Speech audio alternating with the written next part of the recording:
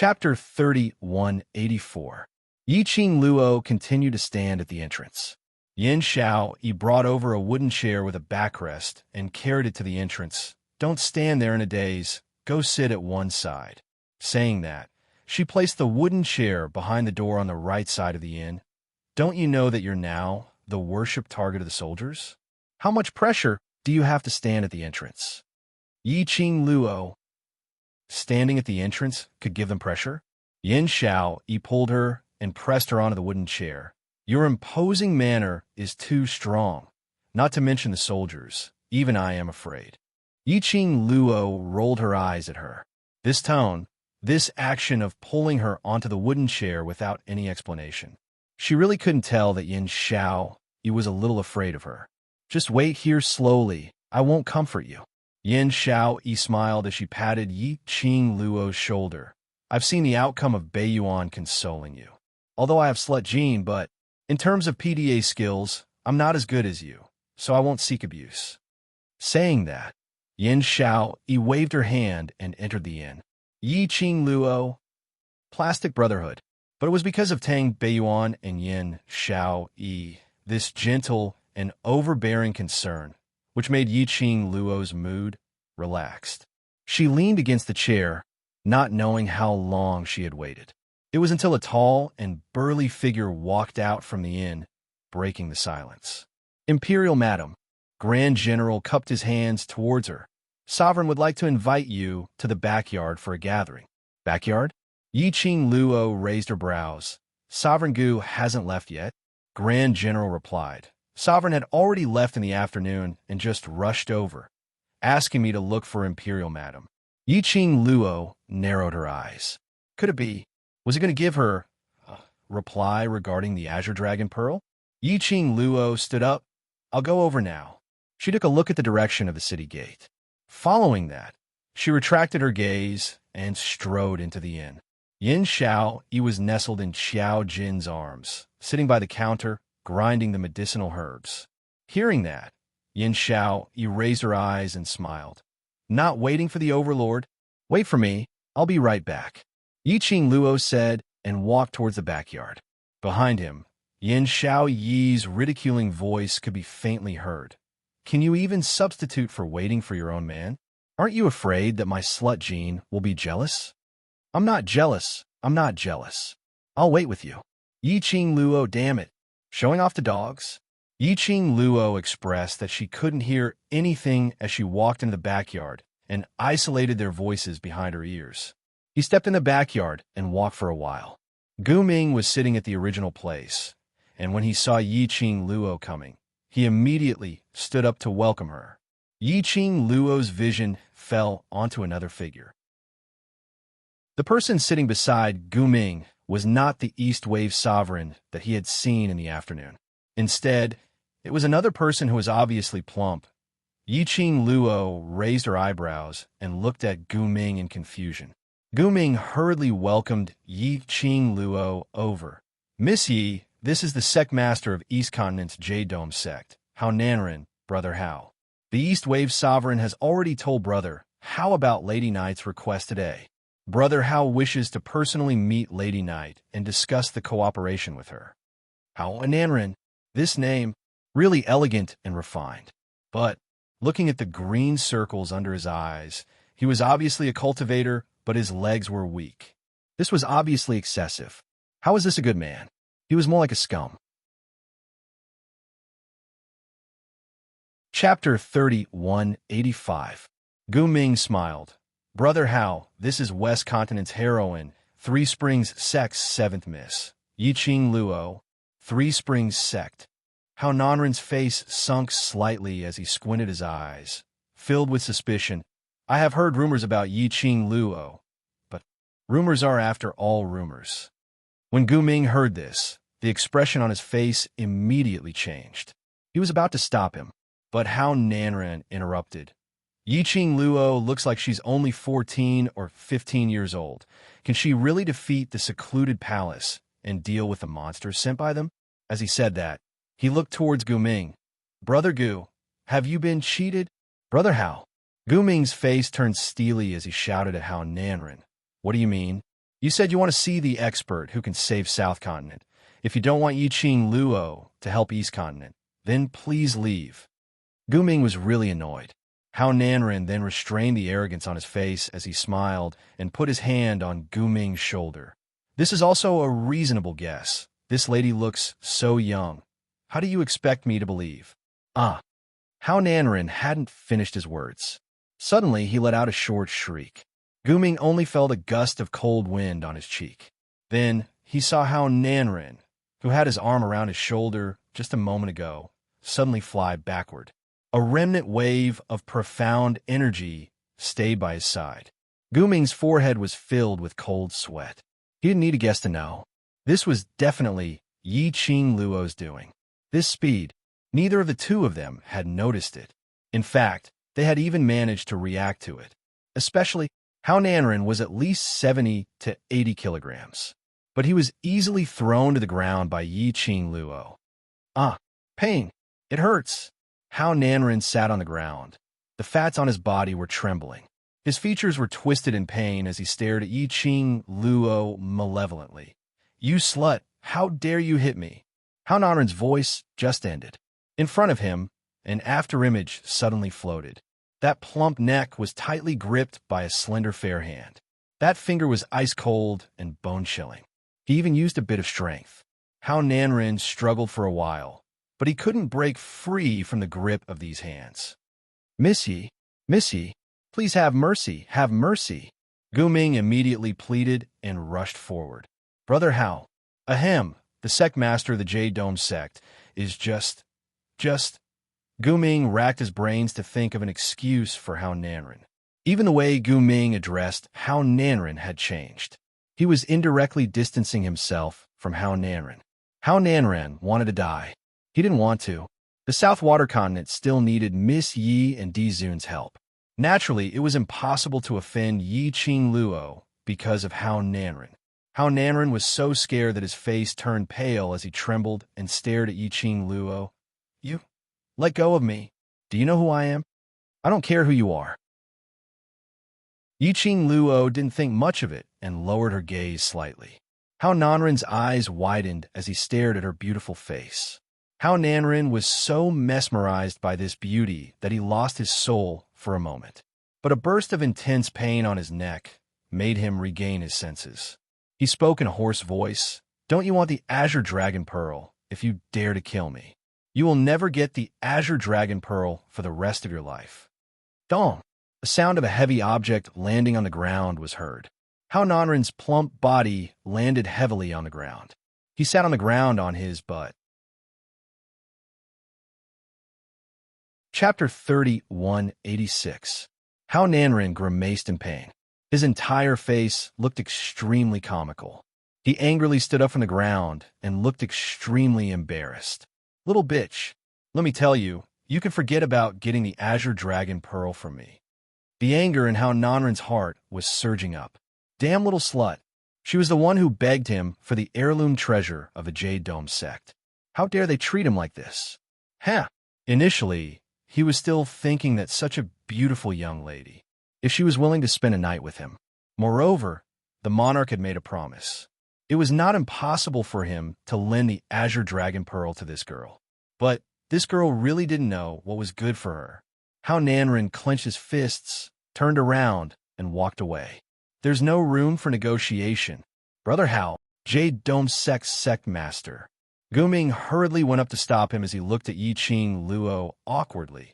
Young Missy, please don't be calculative. I'll go and stop him right now. No need. Yiqing Luo lightly spat out 2 words. He successfully stopped Gu Ming's footsteps. It also stopped Hao Nanren in his tracks. Hao Nanren clutched his neck as he looked at Yiqing Luo with a steely green expression. Not stopping him? Did she really not want the Azure Dragon Pearl anymore? Gu Ming thought so too. He hurriedly said, Miss Yi, the sect master of the Jade Dome sect has no ill intentions. He just hasn't seen you before, so he doesn't know your strength. Yiqing Luo raised her brows slightly, her long and narrow eyes hooked into a slender arc. Never seen before? You don't know? Could it be that the sect master of the Jade Dome sect didn't know the cause and effect from you and the East Wave Sovereign before coming?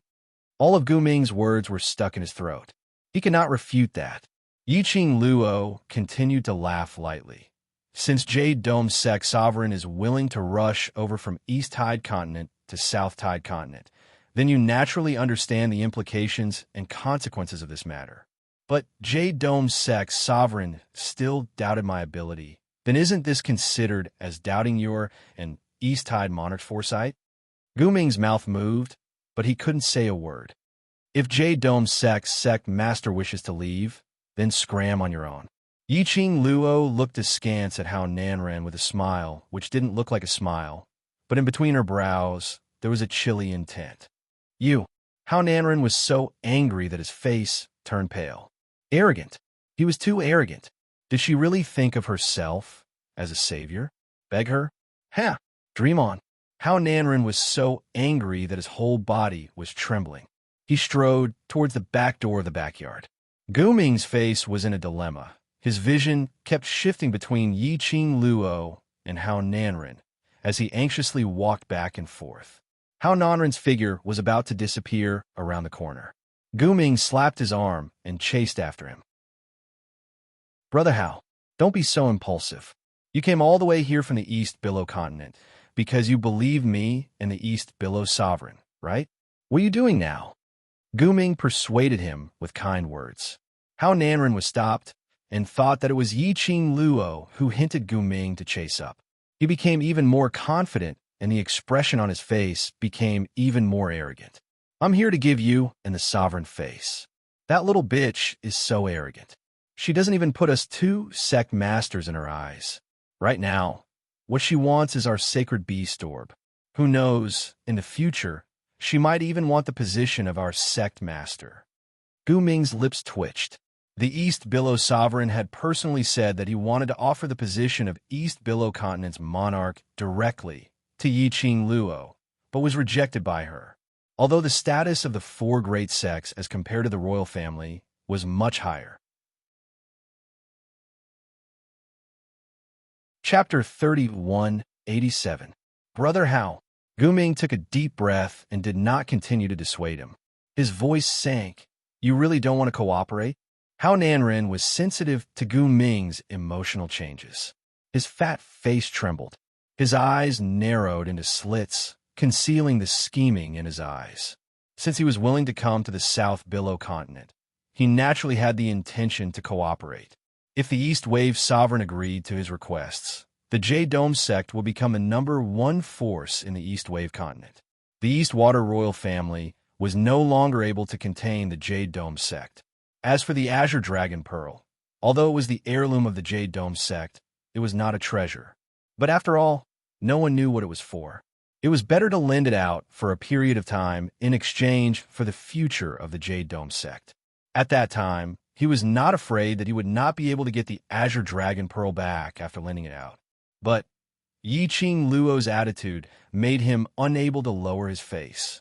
To Hao Nanren's knowledge, he felt that Yiqing Luo had asked the East Wave monarch to beg him. It was Yiqing Luo who wanted the Green Dragon Pearl. That Yiqing Luo should lower her voice, or she should pay something to gain his favor. Hao Nanren put on a straight face as his brows creased tightly and his suspicious gaze shot towards Yiqing Luo's direction. Brother Gu, you trust her so much? How could a little girl like her deal with monsters from the Palace of Gloomy Darkness? Against the entire Palace of Gloomy Darkness? Also, who can be sure that the next target of the secluded Darkness Palace will be the East Continent? This sentence successfully made Gu Ming's face darken. As it turned out, if secluded Darkness Palace's target really wasn't the East Wave Continent, was Hao Nanren going to sit back and do nothing? Was he going to allow the Netherworld Palace to annex the South Wave's continent? Hao Nanren still didn't know what was wrong with his words. He continued to sneer. If the Palace of Gloomy Darkness doesn't attack the East Continent, wouldn't my Green Dragon Pearl be wasted? Besides, what if she can't deal with the monsters from the Palace of Darkness at all? Wouldn't I lose more than I gain? Hao Nanren didn't know what was good for him, and his words were getting more and more outrageous. Gu Ming's face darkened. As for Hao Nanren, he had no intention of befriending him. Such a short-sighted and selfish sect master. Sooner or later, the Eastwater continent would be destroyed in his hands. Make friends with Hao Nanren. Who knows, it would also harm the Wind Valley sect. Brother Gu, for the sake of the fact that we are both sect masters, I'll give you a piece of advice. Don't try anything you can find in a desperate situation and place all your hopes on a little girl. Hao Nanren sneered. You might as well beg me instead of little girl. Who knows, my Jade Dome sect might even be able to help you defeat the Gloomy Palace. Hao Nanren's words completely destroyed the relationship between him and Gu Ming. He swallowed the words that were about to come out of his mouth. He originally wanted to say that the powerhouse behind Yiqing Luo was the Imperial Palace. Now it seemed that it was better not to say it. Since the sect master of the Jade Dome sect doesn't want to cooperate with Lady Yi, I won't force you. Gu Ming's face was ice cold as he lightly said, I still have something to discuss with Missy, so I won't keep you any longer. With that, Gu Ming turned around and left. Hao Nanren was startled and his eyes widened. Brother Gu, what do you mean? Gu Ming didn't even turn his head. Take care, I won't see you off. Good, good. Hao Nanren's face turned gloomy as his chest heaved up and down violently. You insist on being on the same side as that little slut. I'm telling you, don't regret it. Chapter 3188. After a round of scolding, Gu Ming didn't even turn his head back as he walked straight ahead. Good, good Gu Ming. I call you Brother Gu. That's giving you face. Just based on the current situation in South Continent, your so-called Wind Valley sect is already dead in name. Do you really think you're somebody? I'll see how you get killed by those bunch of monsters from Secluded Palace. I'll see how you push South Continent towards destruction. Gu Ming roared at the top of his voice. That voice could be heard by everyone in the backyard.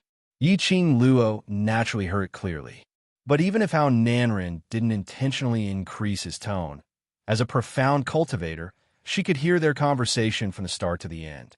After all, those two didn't have any intention to hide anything. Furthermore, Hao Nanren was obviously doing it on purpose, to let Yiqing Luo hear his scolding. This was also to pass on to Yiqing Luo the matter of him and Gu Ming's talks falling apart. Hao Nanren thought that Yiqing Luo was determined to get his Azure Dragon Pearl, so naturally she couldn't bear for him to leave. Now that Gu Ming and his talks had fallen apart, Yiqing Luo would definitely come over to salvage the situation. Hao Nanren had already calculated in his heart. As long as Yiqing Luo showed weakness, he would be merciful and forgive her. But Gu Ming dared to give him that attitude. Yiqing Luo wanted the Azure Dragon Pearl. Then she could not cooperate with Gu Ming. He, the sect master of Jade Sky sect, and the sect master of Wind Valley sect who was about to perish. Anyone would know that they should choose to cooperate. Hao Nanren was full of confidence as he looked at Gu Ming's back view. His eyes were filled with malicious intent. How would Gu Ming not understand Hao Nanren's intention? His straight back had a moment of stiffness. The expression on his face had some changes. Sect Master Gu. Yiqing Luo's melodious voice rang, interrupting Gu Ming's slightly stunned emotions. Gu Ming raised his eyes and took a look at Yiqing Luo. His heart suddenly tightened as he walked over. Miss Yi, I'm sorry. I couldn't make him stay. Yiqing Luo's narrow long eyes were frivolous as she smiled warmly. I didn't ask you to make him stay. Gu Ming looked up in astonishment. I don't like to force things. Since he doesn't want to cooperate with me, then forget it. Yiqing Luo smiled disapprovingly. But Gu Ming frowned and said hesitantly, how are we going to explain to the East Wave Sovereign? Does Missy really not want that Azure Dragon Pearl anymore? When Gu Ming asked this question, his expression changed. Far away at the corner, Hao Nanren's eyes lit up as he waited for Yiqing Luo to give him a way out. But the next moment, the young girl's clear and sweet voice, which was like a pearl falling on a plate, entered his ears at a steady pace. Yes, of course. She paused. The smile on Hao Nanren's face widened. He was already in position with his hands behind his back and his big belly sticking out. Then, the young girl's voice sounded again. However, I will wait for him to offer up the azure dragon pearl with both hands and cry for me to save him. How Nanren's arrogant smile froze on his face. Bit by bit, it became gloomy and dark. His eyes shot out an ominous glint as he stared fiercely at Yi-Ching Luo. Cry and beg you? Dream on. Yi-Ching Luo slowly raised her head. Tens of meters away, Yi-Ching Luo's chilly gaze was like a bone-piercing cold sharp blade, fiercely slicing onto Hao Nanren's body. The corners of her mouth curled up into an extremely faint but extremely evil smile. She just stared straight at Hao Nanren. Chapter 3189. Hao Nanren was so angry that his face turned green. He flicked his sleeve. The fat on his body shook as he walked towards the corner. After turning the corner, he deliberately slowed down his pace. With the speed of a tortoise, he moved about a dozen steps. He still hadn't heard Yi-Ching Luo's flustered intention of rushing over to stop him. It was only then that Hao Nanren believed Yi-Ching Luo really didn't want his cooperation. It was also true that he had no intention of keeping him. No matter how Hao Nanren felt in his heart, he wanted to turn back and pass the Azure Dragon Pearl to Yi-Ching Luo. But his dignity as the sect master of the Jade Dome sect would never allow him to lower his head to a little girl who was still wet behind the ears. Sooner or later, they would regret offending him. Hao Nanren clenched his fists and left without looking back. Beside the stone table in the backyard, Yi-Ching Luo's ears moved slightly. She was sure that Hao Nanren's footsteps were far away. Only then did she fix her gaze on Gu Ming. "Miss Yi." Gu Ming looked guilty and said, "I'm sorry for making things difficult for you." "Don't worry." Yi-Ching Luo waved her hand. "You don't have to take this matter to heart. The reason why he's so proud and complacent now is because he hasn't suffered any pain or setbacks." As she spoke, the corners of her lips curled upwards, looking extremely devilish. "I don't need a month's time. He will be crying and begging me. However, at that time, it won't be as simple as a green dragon pearl." Gu Ming was startled. The scene of the South Tide continent being plunged into misery and suffering instantly appeared in his mind. He understood the meaning behind Yi-Ching Luo's words. If it was him instead, if it wasn't for the fact that the South Waves continent had already been reduced to a scene of misery and suffering, with only Valley Wind City still standing guard, perhaps he wouldn't be able to so easily. He took out the vermilion bird pearl and made a deal with Yi-Ching Luo. Yi-Ching Luo wanted to wait till the East Continent was also invaded by the secluded palace. And at that time, Hao Nanren had a taste of what those monsters had brought. He would definitely regret it. Seeking help from Yi-Ching Luo. In other words, did Yi-Ching Luo really intend to not help East Continent anymore? Gu Ming really wanted to ask, but upon seeing Yi-Ching Luo's pair of raised eyes, all his words were stuck in his throat. This was what was known as an aura. Yi-Ching Luo saw through Gu Ming's thoughts with just one look. The smile on her face deepened. Her long and narrow eyes curved into a demonic posture. "Sect Master Gu, you should rest early.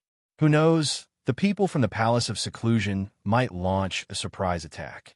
You are the spiritual pillar of the soldiers, and you're also the only person in the South Tide continent who can shoulder great responsibilities.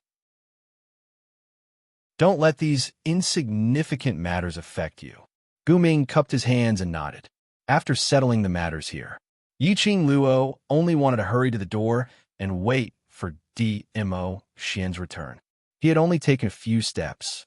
Yi-Ching Luo suddenly thought of something. She stopped, came back to her senses, and looked at Gu Ming. "By the way, Lord Gu, may I ask, where is your son Gu Jingyu Gu?" At the mention of Gu Jingyu, Gu Ming's complexion changed slightly. When Tang Beiyuan, the master of the Imperial Palace's refining hall, who was also Di Zun's right-hand man, brought Gu Jingyu back to the Wind Valley sect, Gu Ming had already understood most of the situation. His son, trying to snatch Di Zun's woman, the Overlord's woman. Wasn't it Yi-Ching Luo? Chapter 3190. Gu Ming's tone was sincere, but in his words, it was obvious that he was worried about Gu Jingyu. He He was afraid that Yi Qing Luo would be infuriated because of Gu Jingyu and wanted to teach him a lesson. Sect Master Gu need not be nervous. Young Master Gu is considered as my savior, and if we can be friends, I will be very happy. Yi Qing Luo smiled. Help me send my regards to young Master Gu. After that, she waved her hand and left the rear courtyard. Stepping into the main hall, he saw Yin Xiao looking around with a shifty look on her face. After seeing Yi Qing, Yin Xiao Yi's brows rose as she laughed in ridicule. Qing Luo, why is Sect Master Gu looking for you? This smile, why does it look kind of creepy? Just say what you want to say. Don't use this kind of expression to look at me. Yi Qing Luo flipped her hand and knocked lightly on Yin Xiao Yi's head. Yin Xiao Yi hugged her head and took a few steps back. On his face, there was still that sneaky smile. Qing Luo, what did you and Sect Master Gu discuss about? Did you ask him about young Master Gu? Yi Qing Luo's slender brows creased. Looking at Yin Xiao Yi's increasingly crafty smile, her heart suddenly skipped a beat. A thought flashed through his mind. Could it be such a coincidence? Yi Qing Luo was about to turn around. Suddenly, a cool breeze blew toward him. The cool breeze was mixed with the elegant scent of sandalwood, seeping into the nose. Yi Qing Luo's heart, which was still feeling lucky, suddenly sunk. F*CK. F*CK. It was true, what a coincidence. Not waiting for Yi Qing Luo to turn the escape plan in her mind into reality. A strong and powerful arm wrapped around her slender waist. His slender and fair palm grasped her abdomen and suddenly exerted force. Yi Qing Luo's petite body was brought into a broad embrace. In front of Yi Qing Luo's eyes, she was only able to catch a glimpse of a piece of shimmering purple flowing cloud, like a light cloud passing by. That elegant sandalwood fragrance was getting thicker and thicker in the air. Her heart was perturbed. Vaguely, he felt a little excited. It's him. DMO Xian was back. He came back safely. Little Luo, haven't you been bitterly waiting for my return? Why do you want to run away the moment you see me? Beside her ears was a man's mellow and husky voice, very charming.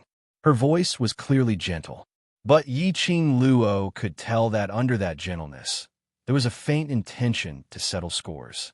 Yi Qing Luo's hand was placed on the back of the man's hand, secretly exerting strength, trying to pry open the man's hand around her waist while giving a dry laugh. How? How could it be? When did I want to escape? As she spoke, she glared at Yin Xiao Yi. It must be this lass who had told him about her sitting at the entrance, waiting for DMO Xian. Yin Xiao Yi blinked her beautiful eyes innocently. Why are you glaring at me? You were indeed waiting for the Overlord to come back. You were sitting at the entrance of the inn like a stone gazing at your husband. You're still talking. Yi Qing Luo was exasperated as she gritted her teeth. Yin Xiao Yi, do you feel that you don't have any dirt on you and want me to tell Jin Zi? Yin Xiao Yi looked at the roof and shook her head as she walked. Oh, the sun is really big today. I'm going out to bask in the sun. Looking at Yin Xiao Yi's departing back view, Yi Qing Luo clenched her fists tightly. Bask in the sun for what? It's nighttime now. How's nighttime? Can you be more attentive in finding excuses? But Yi Qing Luo was filled with the impulse to beat Yin Xiao Yi up, but it was suppressed by the faint chill emitted from the man behind her. The man's hand tightened even more. Chapter 3191. Lil Luo, you've waited for me for so long. It's been hard on you. He pressed his lips against the back of her neck. The girl's skin turned red at a speed visible to the naked eye. The surrounding soldiers who were recuperating turned their heads and pretended not to see anything. However, from the corners of their eyes, they stole glances at him. It was very obvious. Yi Qing Luo cleared her throat and continued to laugh dryly. Xian, it's been hard on you. You've been running around outside for an entire day. You must be tired. Hurry back to your room to rest. As she spoke, she used all her strength to pry open the hand on her waist. This time it was easy. He only used a little bit of force. The man's large palm had already left Yi Qing Luo's waist. Yiqing Luo's eyes lit up slightly as she speedily moved her body, trying to escape. But in the next instant, she felt her body lighten. Then his feet hovered in the air. She was firmly held in Mo Xian's arms. Lil Luo is right. We should return to our room and have a good rest. Yiqing Luo. What she said was obviously to let him go back to his room to rest. Wasn't he going to bring her along? However, no matter how Yiqing Luo struggled in her heart to reject, in the end, she was still unable to resist and was brought back to the room by Mo Xian. As soon as the door to their room was closed, the entire hall was filled with laughter. It was said that Zun and Madam loved each other very much. Now that he had seen it with his own eyes, it was indeed so. However, in this relaxed and joyful atmosphere, no one noticed. The few of them who were recuperating by the corner stared at the direction of Yiqing Luo and Mo Xian's room. The expressions on their faces were cold and solemn. The door was slammed shut with a pa sound. Yiqing Luo struggled in his arms. Mo Xian, don't mess around. Let's talk business, talk business. Mo Xian's thin lips curled up slightly. His long and narrow peach blossom eyes drooped down, revealing an indescribable devilish charm. I'm talking business with you right now. He circled around her and slowly walked to the bed. Yiqing Luo saw that bed, and her cheeks flushed red. What kind of proper business is this? Mo Xian's smile became even more alluring. He slowly sat on the edge of the bed. His long, slender legs were under the bed. Then, he placed the girl in his arms on his lap. His two hands were still tightly encircling her. This posture, Yiqing Luo was facing Mo Xian and could clearly see his expression. Yiqing Luo hooked his shoulder with one hand, maintaining her body's balance. Little Luo's heart is still thinking about that young master from Wind Valley sect. Mo Xian lifted her chin as he asked with a soft chuckle. That laughter was obviously very gloomy. Yiqing Luo's expression stiffened. He really heard the conversation between her and Gu Ming. What a coincidence. He didn't ask Gu Ming about Gu Jingyu's situation in the morning. He didn't ask in the afternoon either. Why did she have to be caught red-handed by Mo Xian when she asked at night? Could they still play happily? One had to know. The man was jealous. That was simply childish to the point of being unable to be ridiculed. Not speaking? Don't tell me. You're feeling guilty? The man's voice became deeper and deeper. It was so low that Yiqing Luo's little heart was thumping heavily along with every word he said. Guilty my ass. Yiqing Luo flung away the man's fingers, raised her head and bit his chin fiercely. What's so good about being jealous of an unimportant person?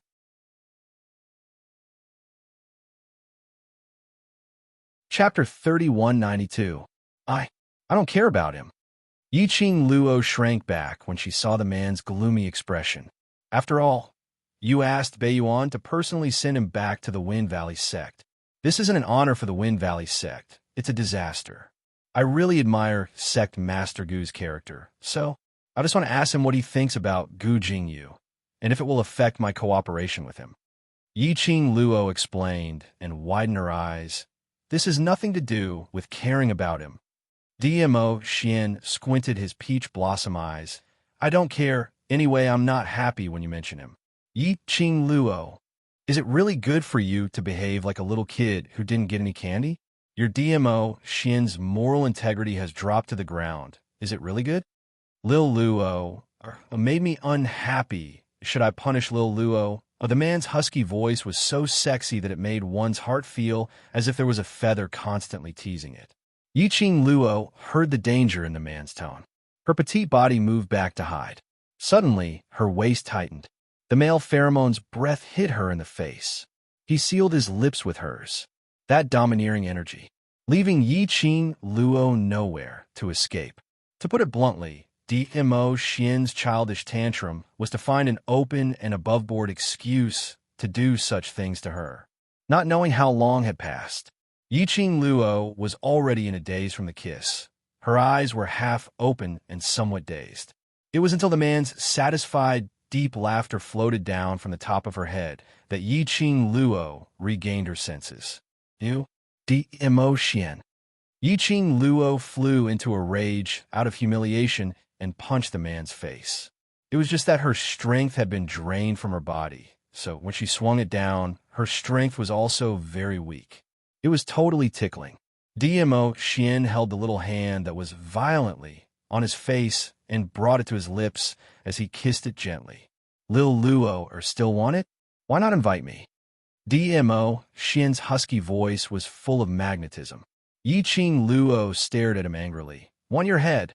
DMO Xian was very cooperative as he directly stuffed his head into Yiqing Luo's neck. My head, my heart, my body all belong to you.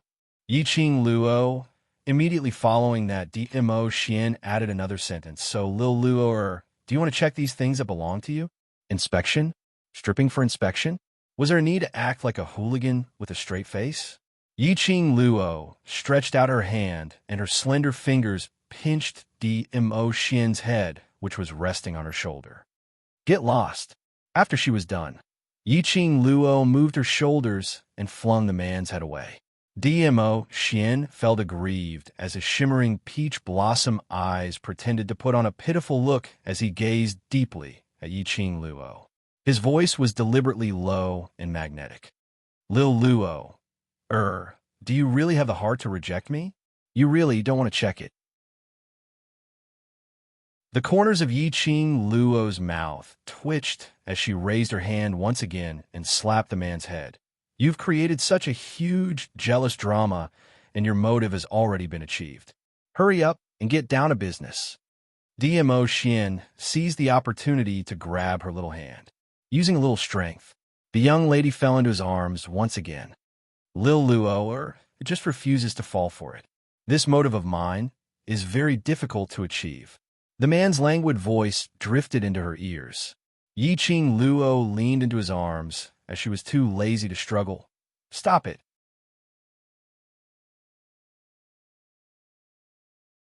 Chapter 3193. Wait a minute. Suddenly, Yiqing Luo got up from DMO Xian's arms as her two little hands touched the man's chest. DMO Xian grabbed her hands as he gave a devilish smile. Lil Luo, are you intending to check personally? Yes. Yiqing Luo struggled free from his hand as she stretched out her hand to tug his lapel. That forceful stance made the smile in DMO Xian's eyes grew deeper. He might as well let go of his hand as he laid down. That peerless and elegant face was full of smiles.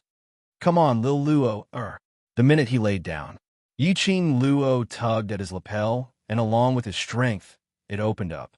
His huge chest muscles were imprinted into her eyes. Yiqing Luo's vision swept across his body. Following that, she started to tug at his arm. DMO Xian was very cooperative as he allowed her to move her hands all over his body. He was very clear on what Yiqing Luo was doing, but his mouth was still frivolous as he teased. Lil Luo, are you going to check my entire body? Do you need me to undress myself and allow you to check? Yiqing Luo patted his exposed chest as she sat up straight, and her little hands held tightly onto his lapel, which had slid down his waist. Shut up. Bam! A sound of something heavy crashing was heard. Immediately following that, a few staggering footsteps were heard as they stepped into the room. Another dong, dong, dong. Sound of something heavy falling onto the ground was heard. Yiqing Luo's actions froze. Following that, she turned her head stiffly. Then she saw, behind, Yin Xiao, Yi, and the rest fell onto the ground in a row. Yiqing Luo, DMO Xian, Yin Xiao, Yi, and the rest. Looking at each other, they were speechless. The strange atmosphere continued for about half an incense worth of time. Yiqing Luo then stiffly moved her lips. What are you all doing? The few of them who laid on the ground gave a few dry laughs. One by one, they supported each other as they climbed up from the ground. If we say, we're just passing by, will you believe it? Yin Xiaoyi gave a dry laugh. Yiqing Luo shook her head stiffly. I don't believe you. Actually, I just simply wanted to ask Lord Di Zun about the Palace of Darkness. Tang Beiyuan explained while wiping the cold sweat off her forehead. Yiqing Luo pursed her pink lips slightly as her stiff and icy cold gaze stared at them. Didn't need to hide at the door if he wanted to ask about the palace of gloomy darkness. Look at their posture of falling in a row. He was obviously eavesdropping at the door. Perhaps they were fighting for the best position to eavesdrop, and as they fought, they ended up falling into the room. Yin Xiao, Yi, and the rest expressed, "Your guess is absolutely right. Cough. If it's not convenient for you, we'll go out first. You, that continue. Yin Xiao, Yi touched her cold neck. Then, he dragged Tang Beiyuan and Mo Yuing toward the door. The other two also started to run out of the room. Stop right there. Yiqing Luo's chilly voice successfully stopped a few of them in their tracks. Just nice, I want to talk to Hua Xian about the Palace of Darkness. It's very convenient. Yiqing Luo spoke word by word calmly. Yin Xiao, he turned her head around with difficulty as she took a look at Yiqing Luo and quickly shifted her vision away. But, I think, it's not convenient for you. Yiqing Luo followed Yin Xiao Yi's line of sight and lowered her head to take a look. Instantly, she didn't feel good. She was sitting on Mo Xian's waist. She even had one hand tugging on his wide robe. Vividly, a hoodlum who wanted to rape a good young lad. Yiqing Luo.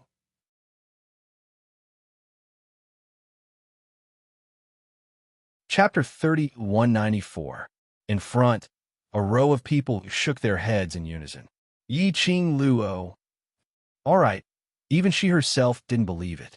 Yiqing Luo released Mo Xian's collar and pretended to be calm as she moved her little but away from Mo Xian's tummy.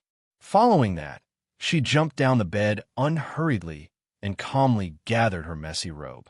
All right, it's convenient now. Yiqing Luo cleared her throat in a serious manner. The row of people opposite stared at her in a daze.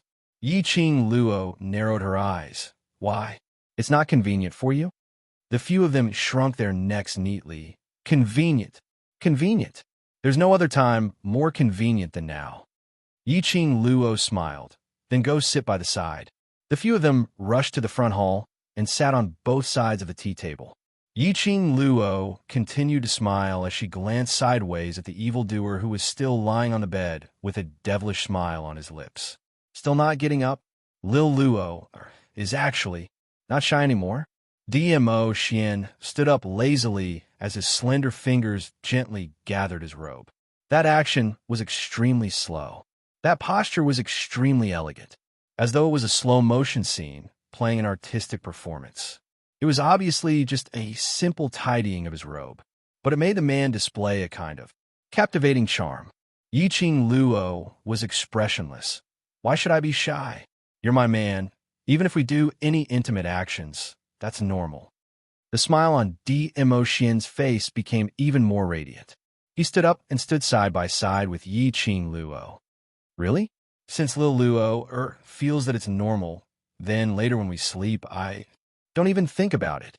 Yiqing Luo clenched her teeth as she pinched Mo Xian's waist fiercely. Following that, she quickened her footsteps as she walked towards the front hall. She turned around. Yiqing Luo's expressionless face collapsed. Facing a group of plastic sisterhood, she absolutely could not show any shyness or anger. She should be like this now, calm and composed. They absolutely couldn't even say a word of ridicule.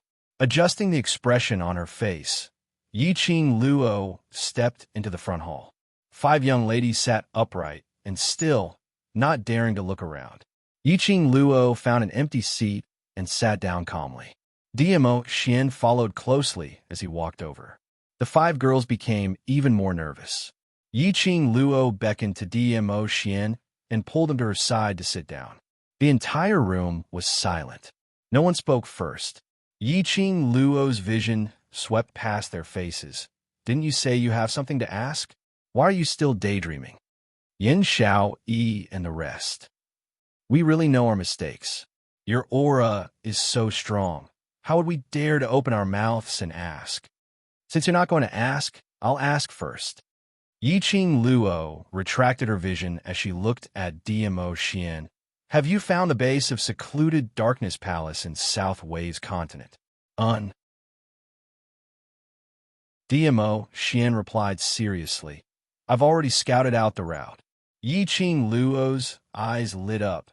Can you draw out the topography? Yes. DMO, Xian nodded. Then draw out the map, and after we've memorized the route, we'll directly sneak into the base and start. Yi Qing Luo excitedly hugged DMO Xian's arm.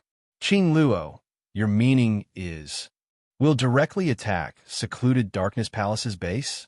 Tang Beiyuan asked in astonishment.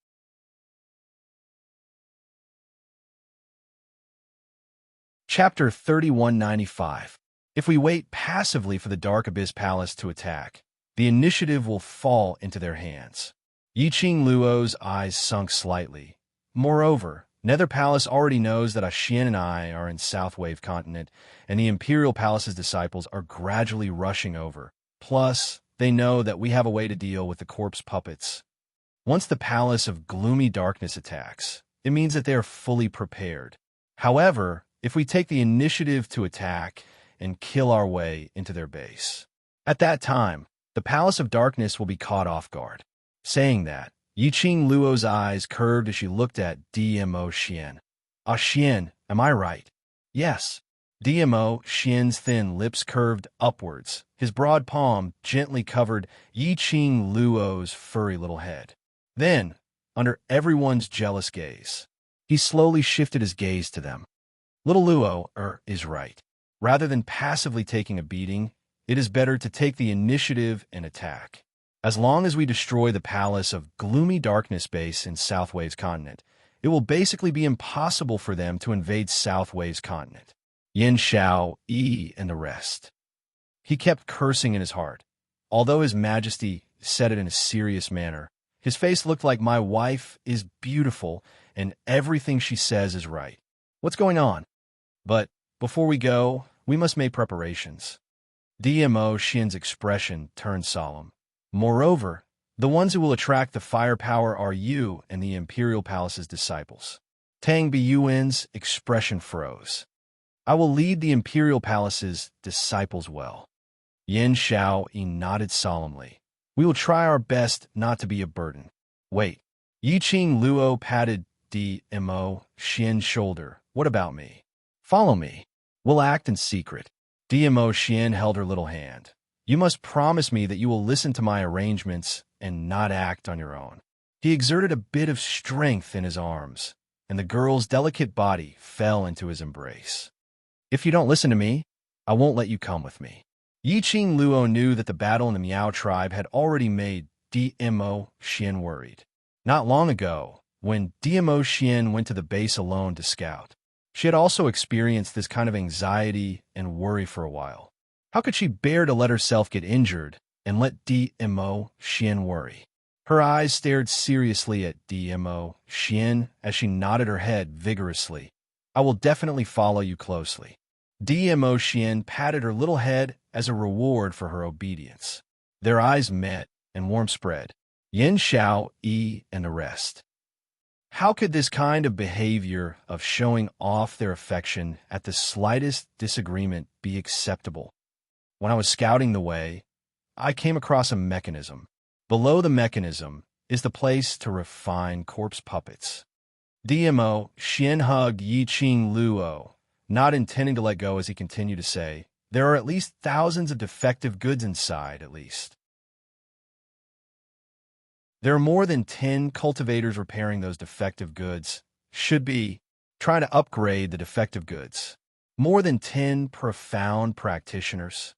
Yuan is dead, and they can't find anyone whose mental power was strong enough to refine a semi-finished or completed product. So they used other cultivators to refine the corpse puppets? Yi Qing Luo's slender brows creased tightly. She found it strange. Why did Yuan die? The Dark Nether Palace was able to recover so quickly and have an endless supply of undead puppets. So, the Palace of Gloomy Darkness had not found someone who could replace Gloomy. Instead, he used the mental energy of more than 10 profound practitioners to refine corpse puppets, because he didn't have enough spiritual energy.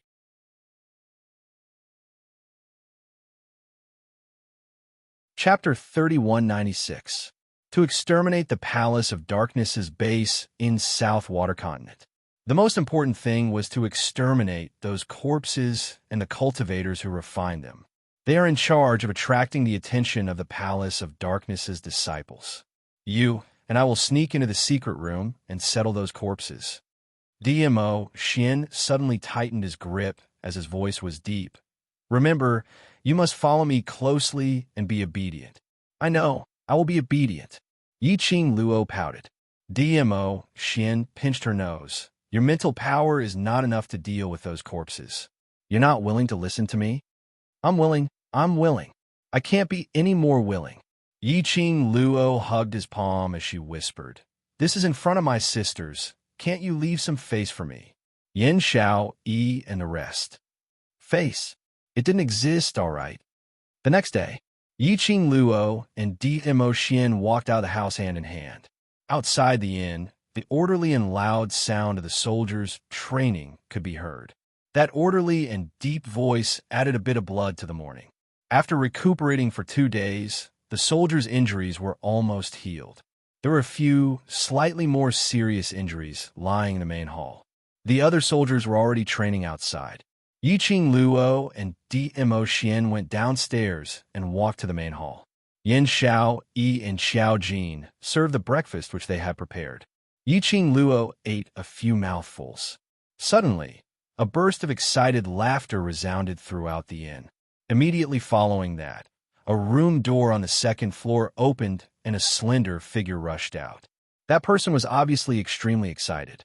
She couldn't even be bothered to walk up the stairs.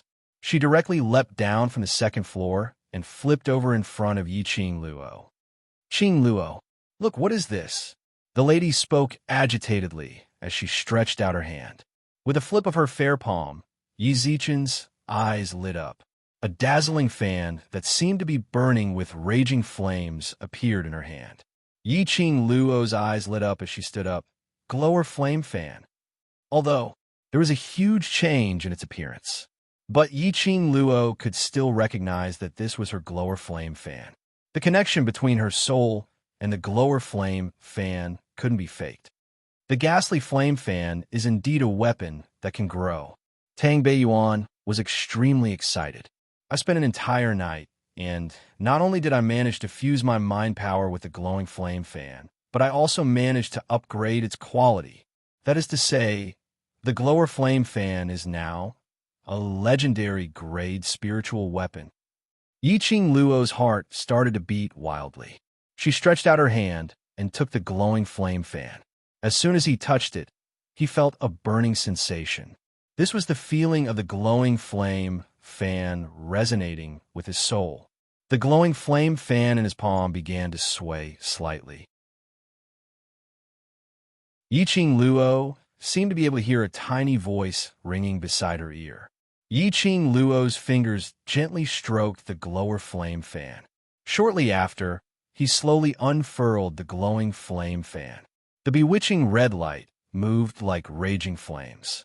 The entire hall seemed to be shrouded in a layer of flames. In an instant, it disappeared. Yiqing Luo gripped her glower flame fan tightly, her eyes filled with joy. Beiyuan, thank you. No need to thank me. I should be the one thanking you. If it wasn't for the glowing flame fan, I'm afraid my armament refining grade would never be able to be upgraded in this lifetime.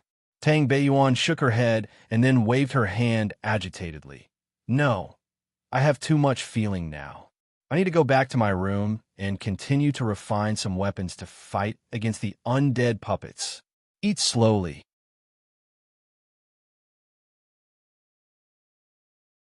Chapter 3197. Yiqing Luo looked at Tang Beiyuan's departing back as she shook her head helplessly. This was her passion towards armament refining. Tang Beiyuan was totally engrossed in armament refining, unable to extricate herself. Yiqing Luo retracted her gaze and kept her glower flame fan as she pounced towards the man next to her. Ah Xian, my glower flame fan has grown. The man caught hold of the young lady steadily as he stuffed the breakfast in his hand in her mouth. This is your reward.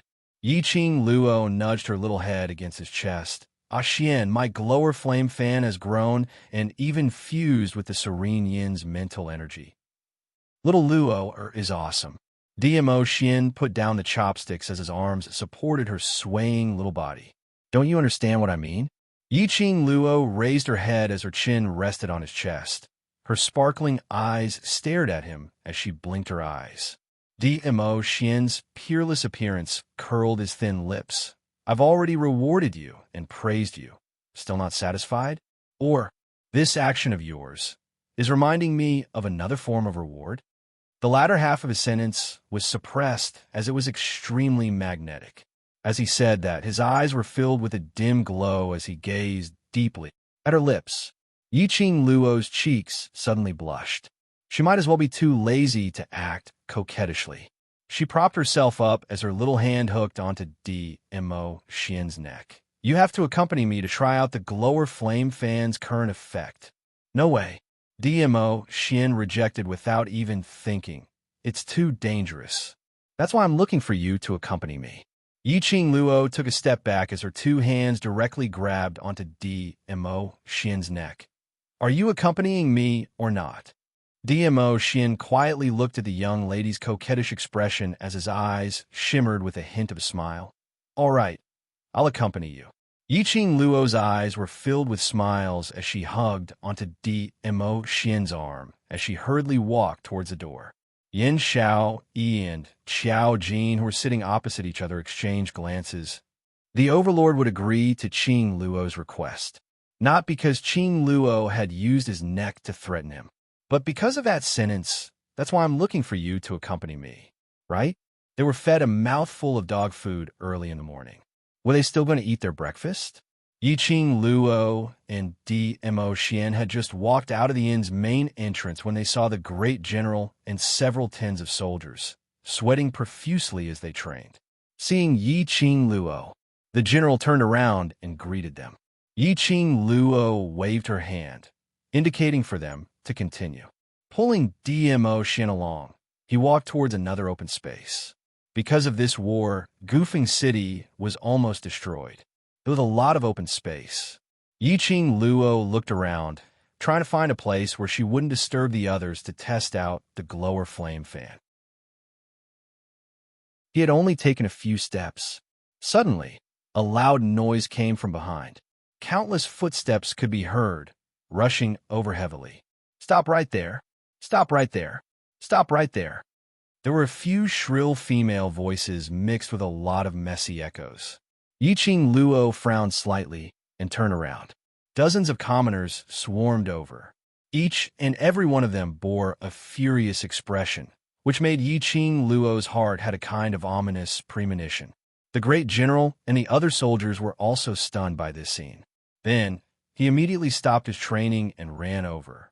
They stopped a large portion of the commoners, but there were still 10 over-commoners who had already rushed in front of Yiqing Luo. Running in front was the one whom Yiqing Luo had met yesterday, the one who was spitting out white bubbles and twitching all over, who was finally cured by little foam. Old Mistress Wang stretched out her hand to grab Yiqing Luo. DMO Xian's long arm scooped and shifted the young lady's figure away.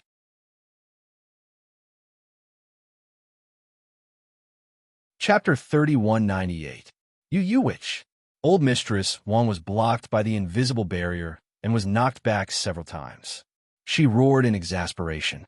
More than a dozen other citizens also rushed forward, but they were all bounced back by the barrier. For a moment, the citizens who were stopped by the soldiers and the dozen citizens who were still rushing forward and bouncing back cursed and scolded, spreading throughout the entire Valleywind City. This uncontrollable scene caused the great general's anger to surge.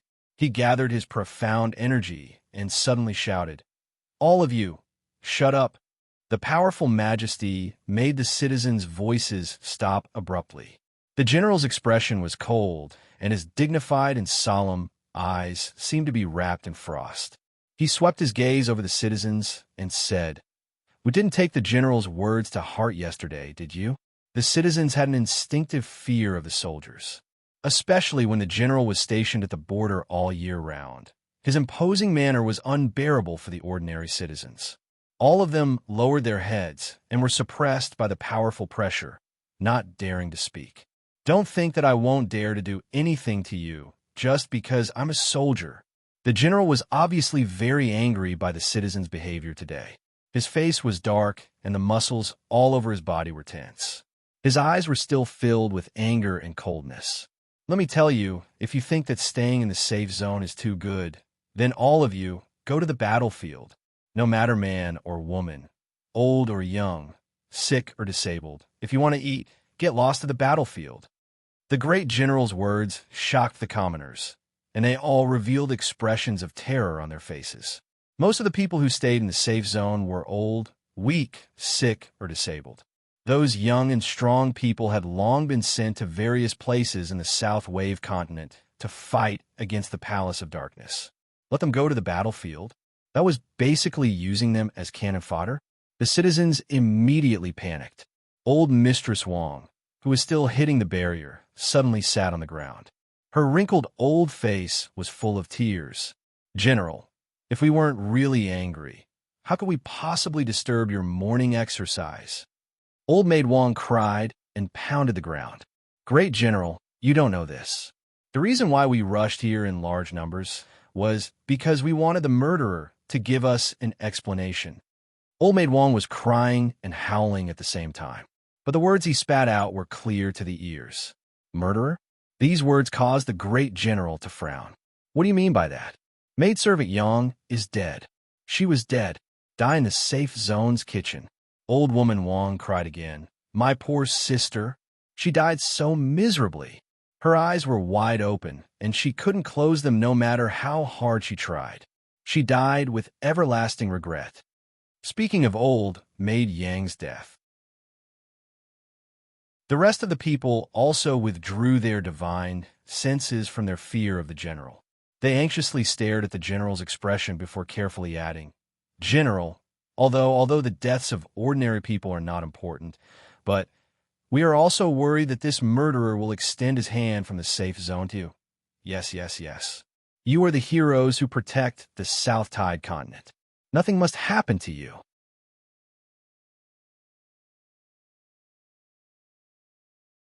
Chapter 3199.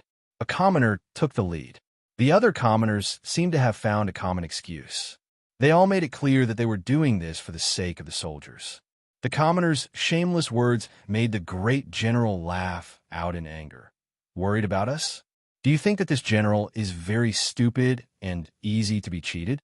No, why would we have this kind of meaning?" The commoners stuttered as they tried to explain. A few of them closed their mouths slowly. The entire Valley Wind City fell into a deathly silence. Just at this moment, Yiqing Luo, who was suspected by the commoners, calmly opened her mouth. "Is Matron Yang dead?"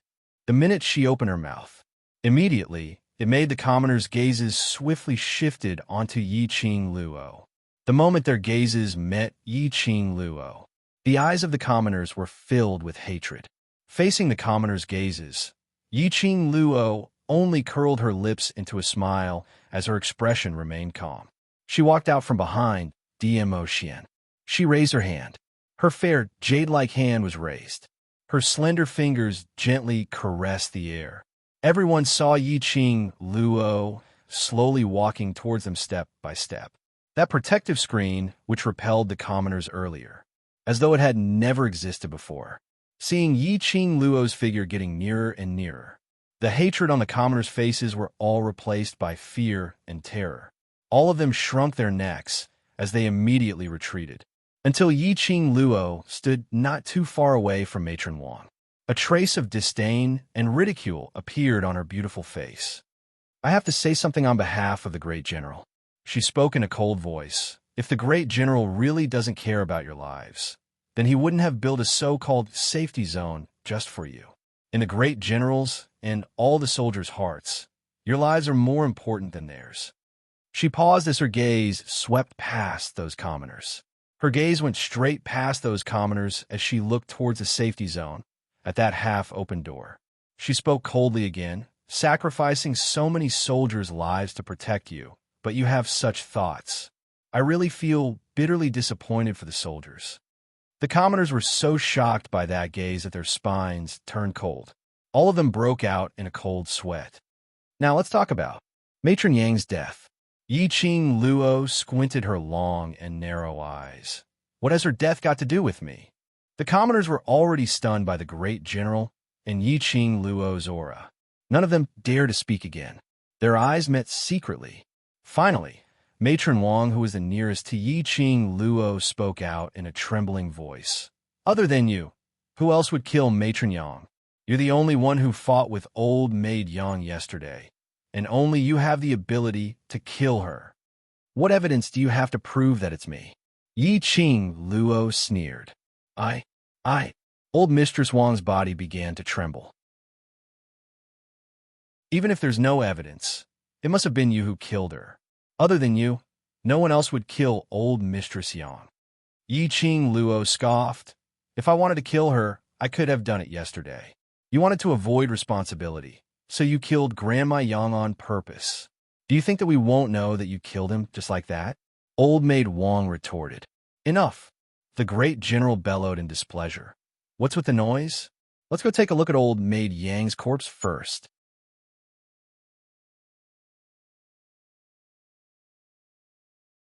Chapter 3200.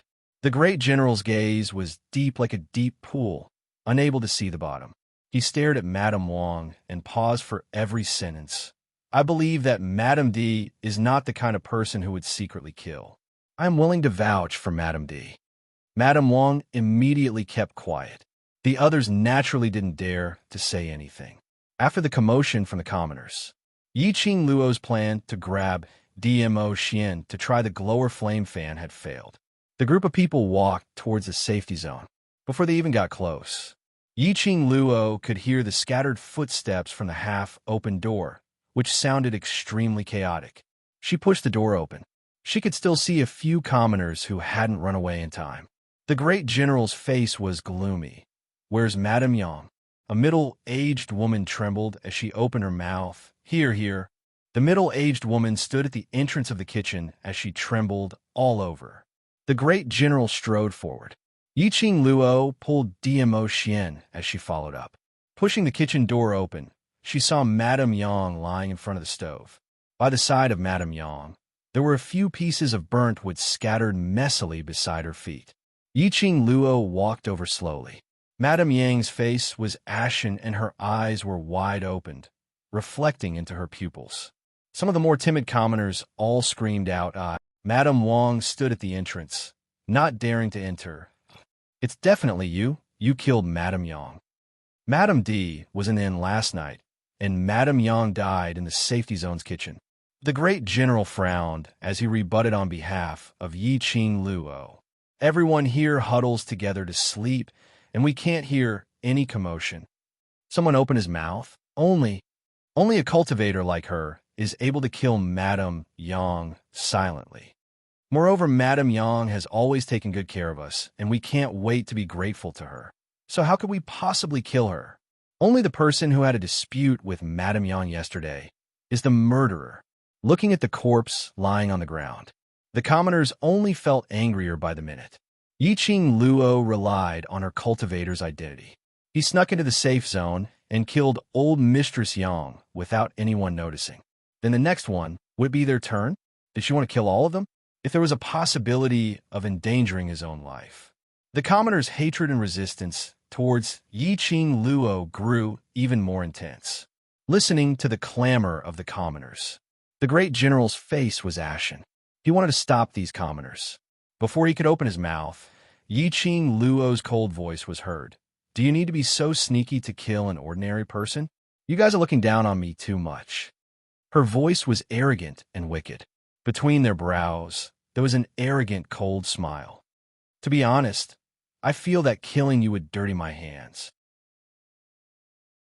When Yiqing Luo said this sentence, she intentionally slowed down her tone as she said it word by word. The people also heard it very clearly. All of them were angered to the point that their faces flushed red with righteous indignation. Yiqing Luo slowly walked towards maidservant Yang's corpse as she bent over and scanned the surroundings. Seeing her actions, The commoners immediately shouted in a trembling voice, "What? What do you want to do? Maidservant Yang is already dead. What else do you want to do with her corpse?" Yiqing Luo couldn't even be bothered with them. Her vision swept past maidservant Yang's surroundings. She half squatted down as she looked at maidservant Yang's eyes, which couldn't be closed no matter what. She casually picked up a piece of wood shavings on the ground and flipped maidservant Yang's neck.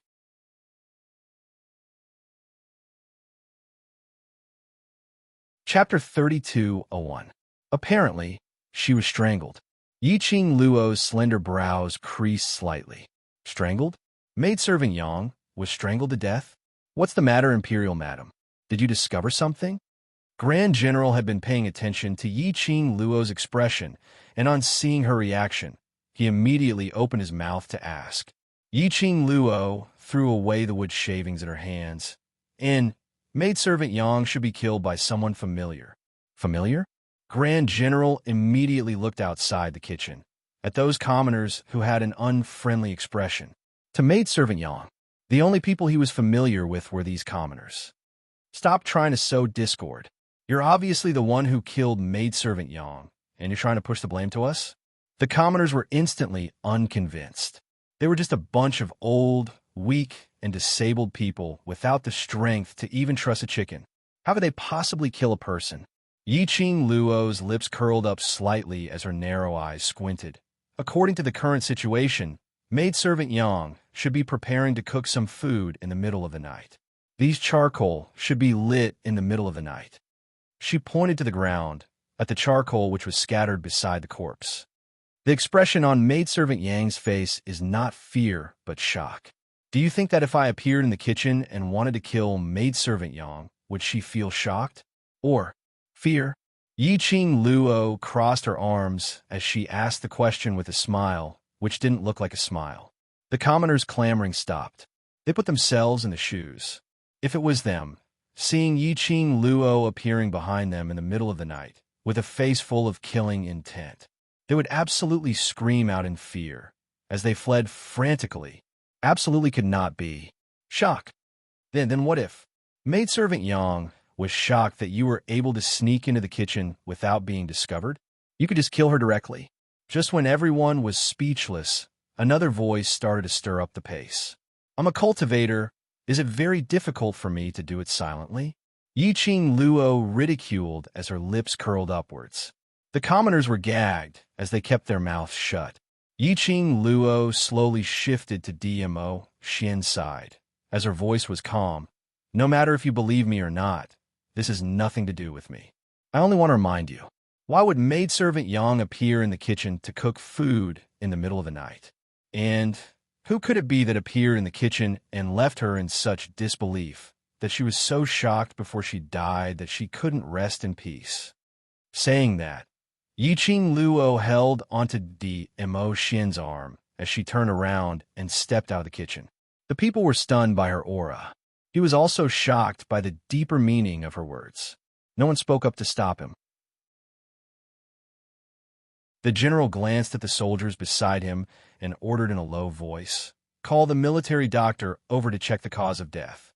Let the other commoners return to their courtyards." After he finished his instructions, the Grand General took a step forward and chased after Yiqing Luo's footsteps. "Great General!" Yiqing Luo suddenly spoke out once again. Her voice was a little deep. She stopped in her tracks and slowly raised her head to stare at the general's handsome face.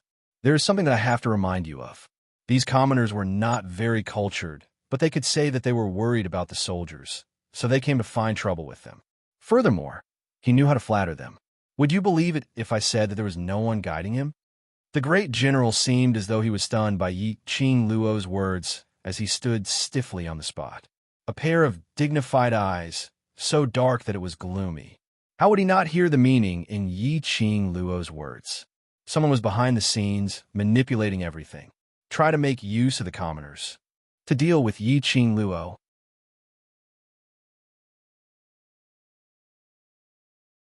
Chapter 32:02.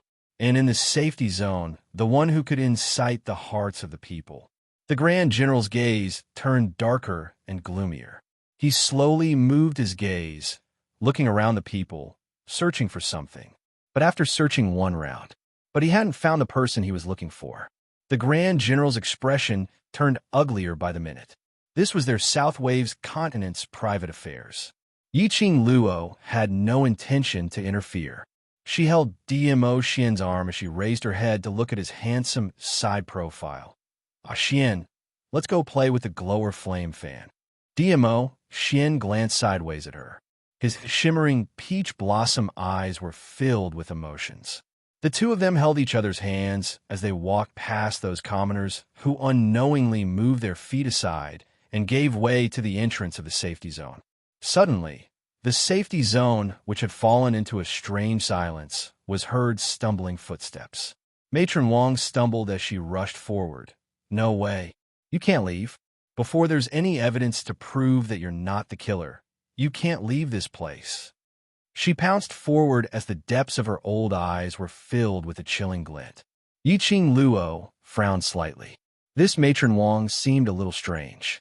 "She's stopping us from leaving the safety zone." DMO Xian's deep voice floated down from above. Yiqing Luo's eyes flickered slightly. "Intentionally? What's your motive?" DMO Xian's brows rose slightly as his thin lips curled up frivolously. His slender fingers tapped on his cheek. "Yiqing Luo, in this kind of situation, please don't draw hatred, all right?" Yiqing Luo rolled her eyes at DMO Xian as she tugged his arm, ignoring Matron Wong's wails behind her as she left on her own. Since Matron Wong wanted to make her and DMO Xian stay, they couldn't stay here any longer. "Are you feeling guilty? Earlier you intentionally put on an act in the kitchen and spouted nonsense, just to make our safety zone's commoners suspect each other, and then kill each other. In this way, you'll be able to get rid of these eyesore commoners without any effort, isn't it?" Old Maid Wong was roaring at the top of her lungs behind her.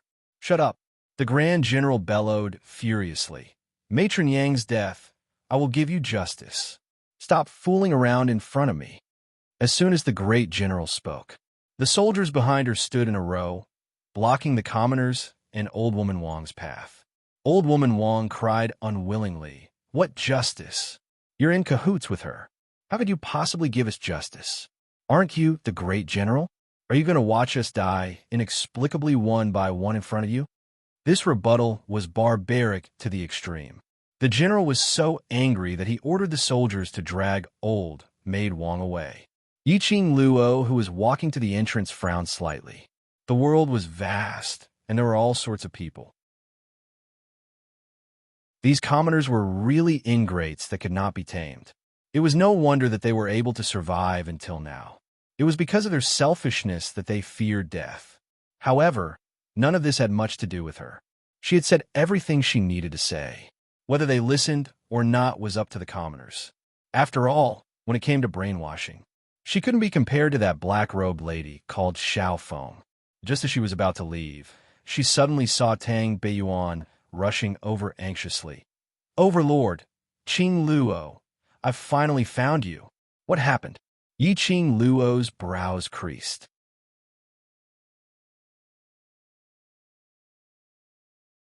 Chapter 3203. Secluded Palace's side has started to take action. Tang Beiyuan's expression congealed. Secluded Palace's disciples, with 150 people plus 50 corpse puppets as a team, split into 5 to 6 teams and left the base. When Yiqing Luo heard that, she exchanged glances with DMO Xian. Have the other disciples from the Imperial Palace rushed over? DMO Xian asked in a deep voice. They have already rushed over last night and are already prepared in the dark, ready to take action anytime. Tang Beiyuan replied. DMO Xian's long arms circled around Yiqing Luo's shoulder as he looked at her seriously. Remember, you must listen to my arrangements and don't act on your own. Otherwise, I will lock you on my body, making you unable to move. The meaning behind his words. They were about to carry out the plan which they had planned last night. Secluded Palace wanted to take the opportunity to strike, catching them unprepared. Then they beat them at their own game and directly attacked their Secluded Palace's main camp. After taking care of the Palace of Darkness base in the South Waves continent and destroying those defective undead puppets, how else could secluded Palace invade South continent? Yiqing Luo's eyes sparkled as her lips curled slightly. Let's go. The three of them immediately turned around and had just stepped out of the main door. Matron Wang pounced onto the soldiers' obstructing arms as she pointed at Yiqing Luo's back and started scolding. You have a guilty conscience. You want to escape? Do you see that, Grand General? That slut is trying to escape from punishment. Why are you still obstructing us? Hurry and chase after them. Grand General's brows were tightly knitted as his dignified eyes stared at Yiqing Luo and the other three's backs. This action of hers, doesn't it already prove that she is the murderer who killed Matron Yang? Otherwise, why would she escape? Grand General, did you already know about everything, but you turned a blind eye to it, because you wanted that slut to kill all of us, right? Seeing that the Grand General still had no reaction, Old Maid Wang continued to howl nonstop. Grand General's brows were filled with anger. The soldiers were so angry that they wanted to give Matron Wang a few slaps on her old face. But, as a soldier's good qualities, it made them swallow the anger in their hearts. Check the cause of Matron Yang's death. Also, keep a close watch on these commoners. After saying this, the great general did not want to look at the clamoring commoners anymore. The general quickly left the safe zone. His eyes quickly scanned the surroundings. But he didn't discover Yiqing Luo and the others. He rushed to the inn. In the inn, those young mercenaries of the World Group had all disappeared. Great General, the soldiers who were resting in the main hall spoke up. The Overlord and Madame Di Zun seemed to have something urgent to attend to. They left this batch of weapons behind and left in a hurry. Following the direction of the soldier's finger, the great general looked over. On the counter of the inn, there was a pile of smaller weapons. The great general glanced at them. There were about 20 to 30 of them. It is very likely that Tenebra's palace will attack South Water Continent today. Madam Emperor wants you to discuss with Wind Valley Sect Master to defend South Water Continent as much as possible. Another soldier said, as long as you can hold on and defend Valley Wind City, she can guarantee that after today, the South Tide Continent will return to its former peace. The expression on the general's face changed slightly. The Overlord and Madame Di Zun and the others. What on earth were they planning? South Water Continent, really? After today, would it be able to return to its former state?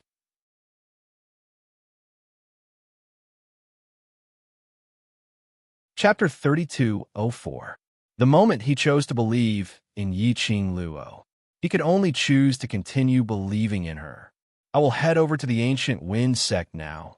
Call the brothers to gather urgently and be on guard. The great general swept all the weapons on the counter into his space pocket and turned towards the direction of the Valley Wind Sect. On the other side, Yiqing Luo and her entourage led the same group of Imperial Palace's disciples as they quietly approached the Palace of Darkness base. Under DMO Xian's arrangement, the Imperial Palace's disciples were arranged to hide in the blind spots near the base. Devil Class's entourage were arranged to be in the middle of the Imperial Palace's disciples. Yiqing Luo carefully sized up the surroundings of the base. This place was located at the east of Valley Wind City, behind a dilapidated temple, which was more secluded.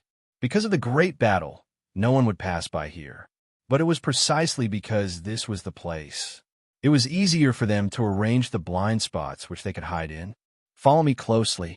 DMO Xian pinched Yiqing Luo's little hand as his deep voice was filled with solemnity. Yiqing Luo raised her other hand and hooked his neck as she pulled him down. Following that, she tiptoed and bit his lips. The rest, wait for us to come out and continue. DMO Xian's eyes flashed as his thin lips curled into an evil smile. All right, I'm looking forward to it. The two of them exchanged glances.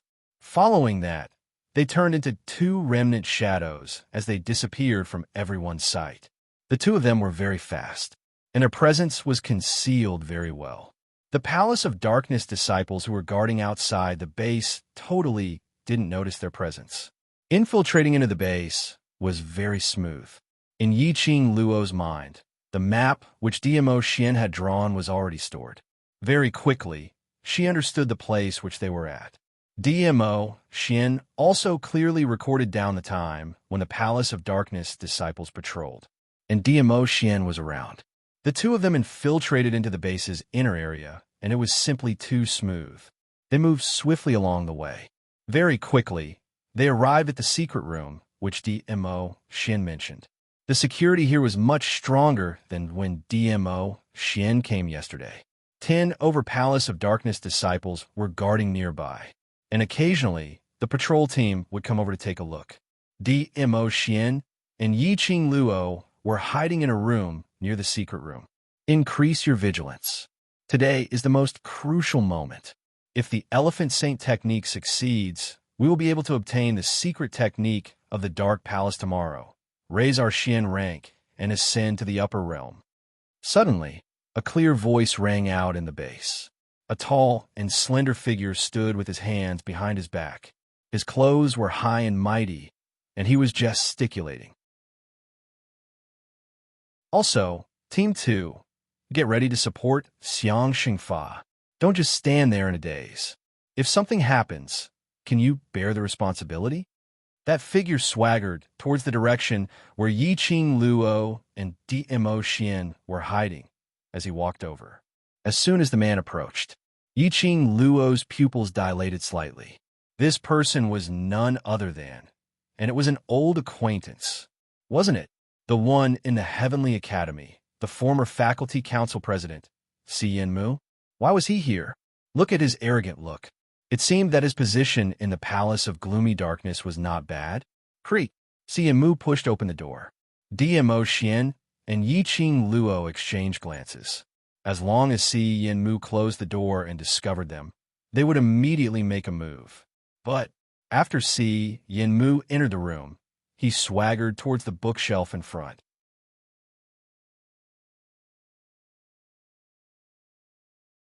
Chapter 3205. Xiang is really, it's just a valley wind city. It can be settled easily. Why must he be so careful? Si Yanmu muttered in a low voice. After that, he fished out a token from the bookshelf. He took the token and walked out of the room. Under the order of Xiang Sheng F.A., I want to go in. Si Yanmu raised the token and spoke to the secluded palace's disciple who was guarding the entrance. The secluded palace's disciple took the token, flipped it a few times, and stepped back. You must come out within the time it takes to burn a stick of incense. Si Yanmu curled his lips and patted his elegant robe.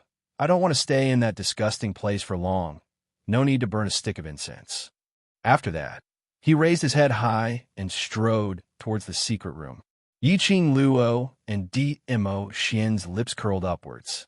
They were still thinking about how to sneak into the secret chamber without anyone noticing. Unexpectedly, heaven was on her side. Yiqing Luo expressed. This was the first time she felt that Si Yanmu looked rather pleasing to the eye. The secret room door opened, and Si Yanmu walked in. Swoosh, swoosh. 2 gusts of cold wind hit them. The secluded palace's disciples were blown by this cold wind. One by one, they raised their hands and touched their faces. What's going on? What was that? Wind? The secluded palace's disciples looked around in puzzlement, but they didn't find anything unusual. One of the secluded palace's disciple frowned and said, Mr. C, please wait a moment. Si Yanmu was thinking of entering the secret room quickly to complete the task given by Xiang Sheng F.A. Suddenly, he heard someone calling him. He turned back impatiently. What?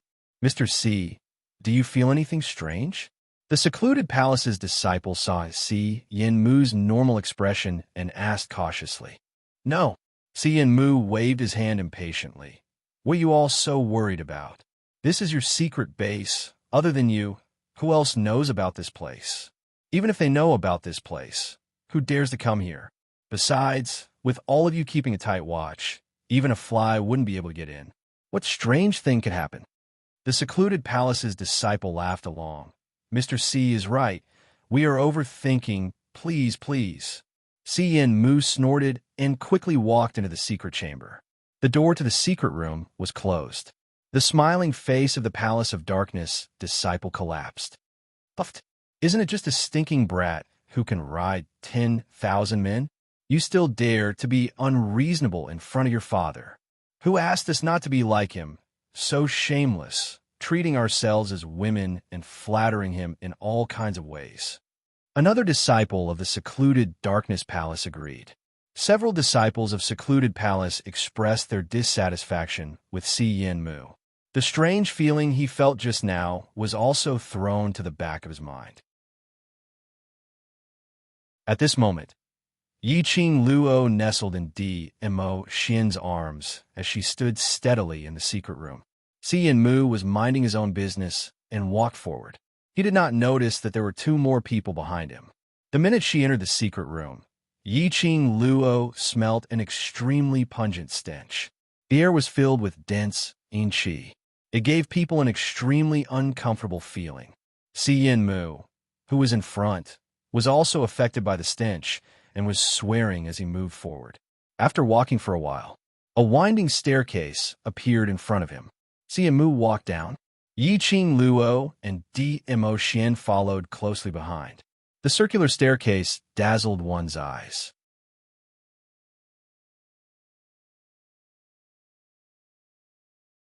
Chapter 3206. The moment he stopped, his line of sight happened to see behind him the two figures on the stairs above him. You guys, Si Yin Mu was stunned, his eyes widened. How did you get in? This kind of spiraling stairs. It was only a matter of time before they were discovered. Yiqing Luo had no intention to continue hiding in the dark when they reached the secret chamber. The two who were discovered didn't show any signs of panic. President Si, long time no see. Yiqing Luo greeted him with a sweet smile. Si Yin Mu stared at Yiqing Luo's face in shock. That face which made him hate and loathe. His pupils kept expanding. How could it be you? Why are you here? What are you trying to do? It's been so long. Don't you miss me? Yiqing Luo continued smiling. As for why we are here, it's because we followed you in. Si Yin Mu recalled when they walked into the secret chamber. The secluded palace disciples questioned him. He felt a chill down his spine. These two people actually followed him into the secret room under the watchful eyes of so many guards. That was enough to tell how strong were their abilities. Even if he was under the protection of the sacred elephant technique, basically no one in the profound grade could defeat him. But Yiqing Luo was not an ordinary person. Moreover, the man beside Yiqing Luo, he was absolutely not their match. Si Yin Mu clenched his fists tightly. His eyes were covered with a chilly intent. What are you trying to do? The smell in this secret chamber is so pungent. I wonder what kind of shameful things your secluded palace are doing in this secret chamber. Yiqing Luo looked at him smilingly. My dear husband and I are very curious about this secret chamber, so we are here to take a look. President Si doesn't have any objections, right? This is the base of the secluded palace. Si Yin Mu suppressed his anger. Do you believe that as long as I shout, the disciples of the secluded palace will rush over? Yiqing Luo raised her brows. I don't believe it. Do you think that just the two of you can escape from this base? Si Yin Mu was infuriated by Yiqing Luo's fearless look. Get out of the secret chamber now, and I will not haggle with you. When Yiqing Luo heard that, she burst out laughing, but we're very interested in this secret room. As soon as he finished speaking, Yiqing Luo's figure suddenly flashed. His body was already close to Si Yin Mu. Her 5 fingers moved and clasped Si Yin Mu's neck. The speed was so fast that Si Yin Mu could not react at all. Si Yin Mu's throat tightened. You are too noisy. Yiqing Luo chuckled as she stuffed a pill into Si Yin Mu's mouth. Immediately, he released Si Yin Mu. Si Yin Mu's legs went limp on the ground, his hands wrapped around his neck, and he vomited desperately. However, no matter how hard he tried, nothing came out. Don't waste your energy. The poison pill will melt once it enters your mouth, and at the fastest speed, it will integrate into your limbs and bones. Other than the antidote, there is no other way to force the poison pill out. Yiqing Luo wiped her hands and took elegant steps back to Emotion's side. Her eyes were filled with a sly smile. "My poison pill. You should be very clear about it. If you are obedient, I can give you the antidote." Mu's hands, which were pressed on the stairs, curled into fists one by one. He was very clear.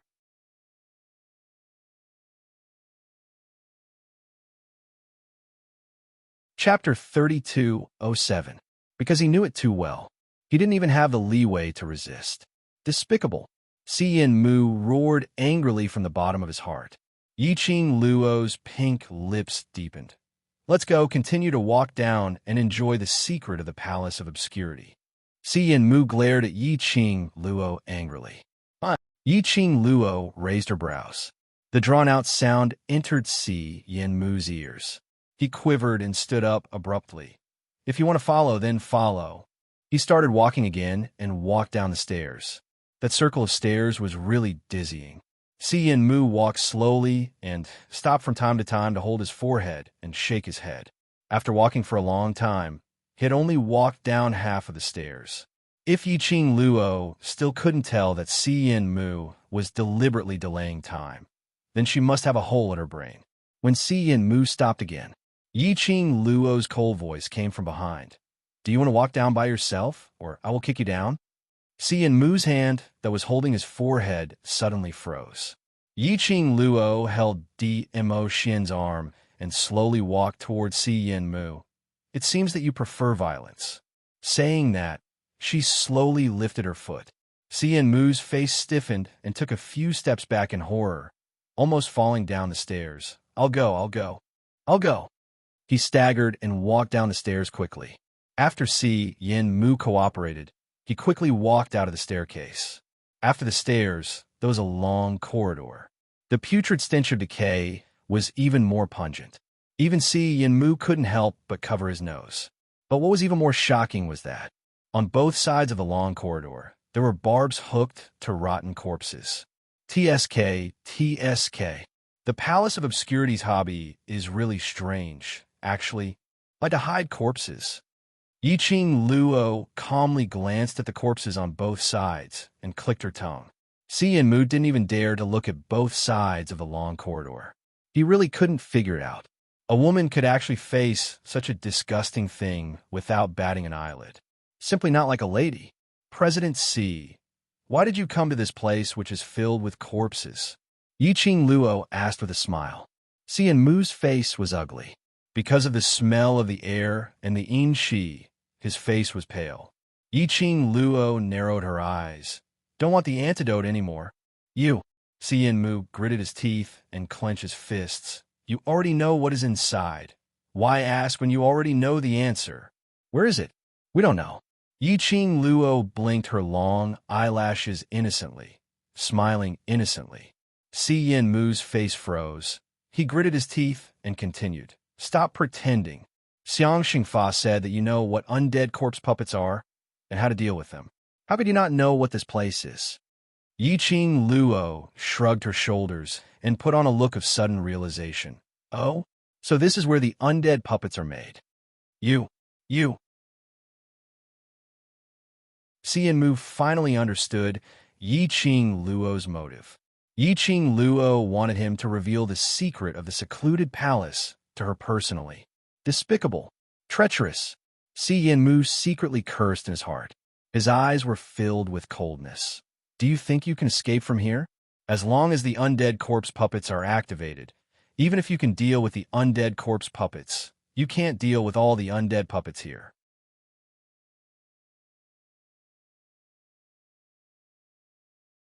Chapter 32:08. Mu lowered his eyelids and stopped talking. In his heart, there was another plan. He turned around and walked forward quickly without looking sideways. Yiqing Luo snorted lightly, pulled Emotion, and followed up. That trace of calculation in Mu's eyes naturally did not escape Yiqing Luo's eyes. Regarding Mu's idea, Yiqing Luo could more or less guess. The disciples who were guarding outside the secret chamber gave Mu a time limit, which meant that within the time it took to burn a stick of incense, Si Yin Mu did not leave the secret chamber. They would definitely come in and drive them out of the secret chamber. Si Yin Mu had been delaying the time. He was probably trying to make use of the time to let those disciples enter the secret chamber. In this way, they would be able to discover that they had entered the secret chamber. His wishful thinking was indeed successful. What bad idea are you thinking of again? DMO Xian's gentle and magnetic voice was whispered into her ears. He lowered his eyes. In his pupils, there was a reflection of the young lady's stunning face. The young lady's curved eyebrows overflowed with a slight craftiness. As he looked, the corners of his lips unconsciously rose into an arc. What bad idea, this is called. Resourceful. Yiqing Luo blinked her eyes slyly. The man's slender fingers gently tapped on her forehead. After a while, they walked through the long corridor and an arched stone door appeared in front. Si Yin Mu quickly rushed towards the stone door. His face was filled with unconcealable joy. Yiqing Luo's lips curled. At the moment when Si Yin Mu was about to push open the stone door, she clasped his shoulder. The strength of her 5 fingers increased. Si Yin Mu only felt that there was a stream of air in his internal organs, constantly stirring up all the organs in his body. His forehead broke out in cold sweat due to the pain. Yiqing Luo's lips curled up slightly as she slowly loosened her hand. President Si, don't say that I didn't give you a chance. Whether you want the antidote or not, it depends on your next performance. Si Yin Mu's eyes protruded from the pain. That seemingly elegant and handsome face was distorted and extremely ugly. He pressed his hands against his chest and then his abdomen. The pain in his body was almost unbearable. I will be obedient. I will be obedient. Si Yin Mu's painful voice was broken. Yiqing Luo laughed softly. The pain in Si Yin Mu's body at this moment calmed down. He leaned against the stone door and panted heavily. His whole body was drenched in cold sweat, soaking his robe. Push the door open and go in. Yiqing Luo ordered. Si Yin Mu's legs were still trembling, and the strength he used to push the door was weak. Yiqing Luo's gaze swept across. He exerted force and pushed the stone door open. What came at him was an endless black aura. An energy billowed in the air. The cold breath made Si Yin Mu shiver and hugged his arms. His entire body was trembling, and he shuddered as he walked in. Through the floating black qi, Yiqing Luo could vaguely see that behind the stone door was an extremely spacious refining place. On the right stood several defective, undead corpse puppets. Every single one of them was stiff and straight. At a glance, there were probably over 1,000 of them. On the other side, there was a refining platform. On the high platform, corpses were hanging from iron hooks in the sky. Below, there was an extremely vigorous fire. Yiqing Luo estimated that there were at least 200 or so corpses hanging in the air. That was the place to refine the undead corpse puppets.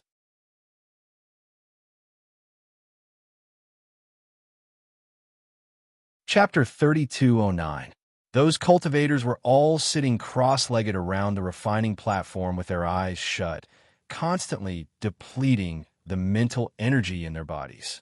There were a few cultivators whose faces were sometimes pale, sometimes ashen. What's more, some cultivators' faces were pitch black, as their features twisted in pain, as though there was some kind of energy surging in their bodies. But they still persisted in transferring their mental energy. What was going on? Look carefully, the burning fire below the corpse. She heard a man's voice reminding her. Yiqing Luo's gaze turned and fell onto those burning flames.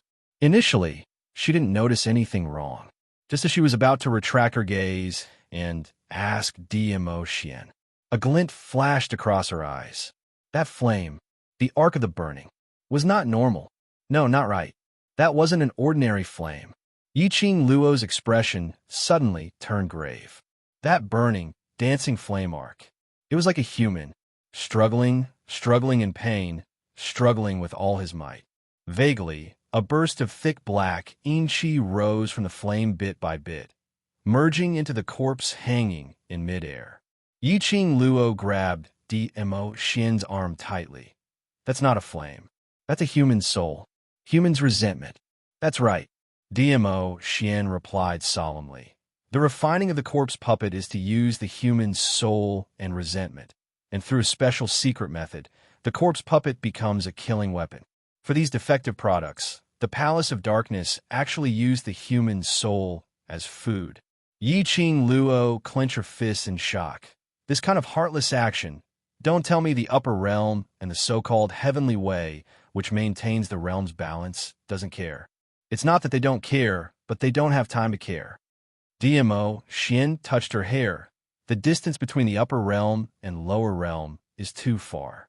If it wasn't for the strong energy which attracted the attention of the upper realm's balance historian, then they would rush over. But the mastermind of the Palace of Darkness has grasped the boundary of this energy. If it wasn't for someone reporting, the upper realm's balance historian would not be able to detect this matter. This was the so-called, the mountain is high and the emperor is far away. What can they do to me? The most important point is the identity of the person behind the scenes. There's a possibility that even the balance historian can't control it. DMO, Xian's voice sunk. Now, we can only wait for Qingwu to bring the news. Yi Qing Luo pursed her pink lips as her eyes stared intently at that seemingly excited, but in actual fact, it was struggling in pain. Her slender fingers curled up one by one. She was not a saint. However, they definitely couldn't be like the gloomy palace, killing the innocent. At the same time, she was determined to destroy this base. While the two were talking, Si Mu had already walked in. His voice was trembling as he whispered something to a man in a black robe who walked out from the dark. Soon, Si Mu handed the token to the black-robed man. His hands were shaking nonstop. The black-robed man laughed mockingly. I don't know what the higher-ups are thinking, sending a coward like you to ask for the corpse puppet. With your guts, do you think you can successfully bring the corpse puppet out?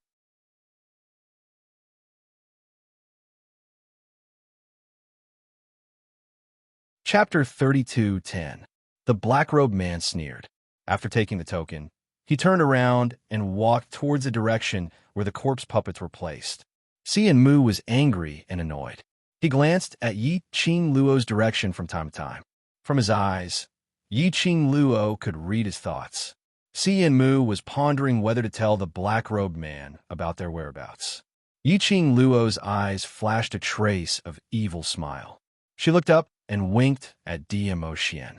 DMO Xian held her wrist tightly as he lowered his voice and whispered in her ear, "Follow me closely and be obedient." "Yes, my future husband." Yi Qing Luo nodded with a smile. DMO Xian's pupil shrank slightly and the smile in his eyes deepened. "Get rid of those 3 words and say it again." Yi Qing Luo raised her charming eyes slightly and smiled mischievously. "What 3 words?" "Little naughty." DMO Xian's tone was full of pampering. Perhaps the laughter of the two of them stung Si Mu. When the black-robed man pointed out a group of corpse puppets, Si Mu suddenly rushed towards the black-robed man. He grabbed the black-robed man tightly with both hands. The black-robed man frowned sinisterly and wanted to shake him off. Si Mu said in a trembling voice, There's someone. Hurry, call someone, get lost." The black-robed man was annoyed by his stuttering. The black-robed man pushed Si Mu away impatiently. "I don't like you." "Why?" "Old elephant can't satisfy you. And now you're seducing me when he's not around?" "Oh, I'm not interested in a tender young lad like you." The black-robed man's mouth was full of disdain. "These are the corpse puppets you want. Hurry up and take them away. Don't dirty my eyes." Si Mu's eyes turned red after being rebutted. Since he followed old elephant Saint Law, he had not suffered too much grievance. Moreover, no one would point fingers at him or humiliate him in front of him. Si Mu was very clear. DMO Xian and Yi Qing Luo, who were hiding behind the stone door, must have heard his words. With Yi Qing Luo's vicious temper, she would not let him off. The more anxious he was, the angrier he was. The more he spoke, the more he stammered. It was impossible to hear what he was saying. The black-robed man, who was annoyed, directly controlled the corpse puppet and walked towards the direction of Si Mu. The rotten smell of the defective corpse puppets had yet to be dispelled. There were still bits of rotten flesh falling off his body. Yen Mu was frightened and quickly retreated. He staggered and fell to the ground. The black-robed man burst into laughter. "Ha! I really don't know what Old Elephant likes about you. Is it your kung fu in that aspect? I'd like to see how you're going to bring these puppets out." Yen Mu was ashamed and annoyed. He struggled on the ground, trying to get up and run away. But suddenly he clutched his chest. His face contorted. He curled up on the ground. The black-robed man was slightly startled by Yen Mu's sudden change. "Hey, pretty boy, don't play any tricks." "Oh!" Yen Mu groaned. His body twisted into a ball and trembled nonstop. The black-robed man furrowed his brows. This gigolo was the person whom Captain Elephant loved dearly.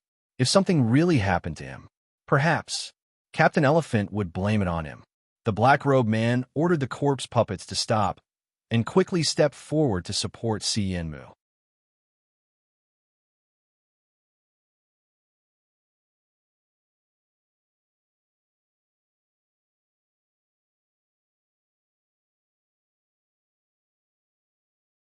It could be seen that he hadn't even used his full strength. But he was already this powerful. If they were to really fight, all the undead corpse puppets in the secret chamber might not be a match for him. The black-robed man was incomparably appalled as he stared at Dmo Xian with a gaze filled with fear. Besides the 10-plus profounders who were still refining corpses and puppets, the entire chamber was filled with countless profounders. He was the only one left in charge of the undead puppets. He had to spread the news of the secret chamber being invaded. The black-robed man's eyeballs turned, and his vision suddenly fell onto Yiqing Luo. Looking at that young lady, she had been hiding behind the man. She looked young and extremely delicate. That man couldn't move.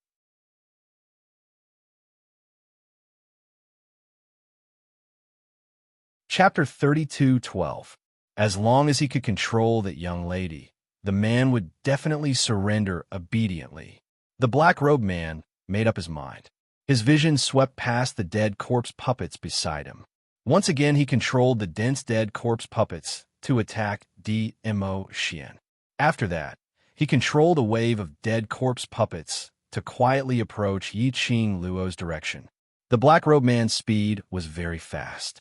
Under the cover of the dead corpse puppets, speedily nearing Yiqing Luo's back, the black-robed man's eyes were filled with viciousness.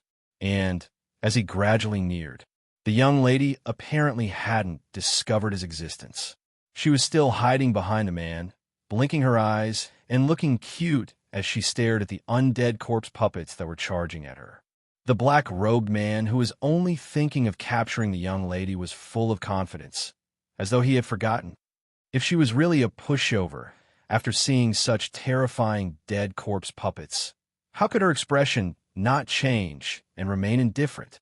Under the cover of the dead corpse puppets, the black-robed man's fingers were like an eagle's claw, fiercely clawing towards a young lady. Just at this moment, that young lady who had her back facing him, with an adorable look, suddenly raised her pink lips as her curly, long, thick eyelashes like butterfly wings, fluttering lightly, curving into a crafty, cold arc. The black-robed man only felt a chill down his spine. His hand was pierced through by an icy, cold, sharp weapon. Immediately, a majestic, profound energy, imposing manner, pressed down directly. "Ah!" The black-robed man cried out miserably. The dead corpse puppets, which were blocking in front of him, were smashed into pieces under a ray of blazing, profound energy. And he fell heavily onto the ground from the aftershock of the profound energy. Before he could react, one of the young lady's feet stepped heavily on his chest. You did it on purpose." The black-robed man spat out a mouthful of blood, trembling as he pointed at Yiqing Luo, his eyes wide open. Yiqing Luo closed the glower flame fan and pressed against her lower lip, smiling evilly. "What did I do on purpose?" Looking at Yiqing Luo's smirk, no matter how stupid the black-robed man was, he knew that he had been tricked. This lady was not as weak as she looked on the surface. The majestic, profound energy released earlier was at least sky profound and above. Damn it! Since when did the lower realm have a profound practitioner at the sky profound realm? Just at this moment. Suddenly, orderly footsteps sounded outside the stone door. The deep voice of the secluded darkness palace disciple rang out. What's going on? Didn't I say that you have to come out within the time it takes for an incense stick to burn? What are you still doing inside? The black-robed man's eyes lit up, and he suddenly shouted, Men, guards, the secret chamber has been invaded. The disciples of the secluded darkness palace stopped in their tracks and charged forward. There were only 6 disciples who came in. She saw Si Yinmu curled up on the ground. The black-robed man was stepped on by a young girl. When the ground was filled with the severed limbs of the dead corpse puppets, their faces were filled with terror. Almost subconsciously, the few of them quickly retreated. You're already here and still want to run? Yiqing Luo laughed lightly. Her long and narrow eyes flashed with brilliant lights. Her fingertips twitched.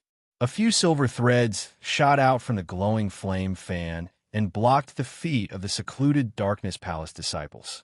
However, after the black-robed man shouted that the secret chamber was invaded, 2 of the disciples went out to report the news. For a time, the disciples who stayed at the base rushed in this direction.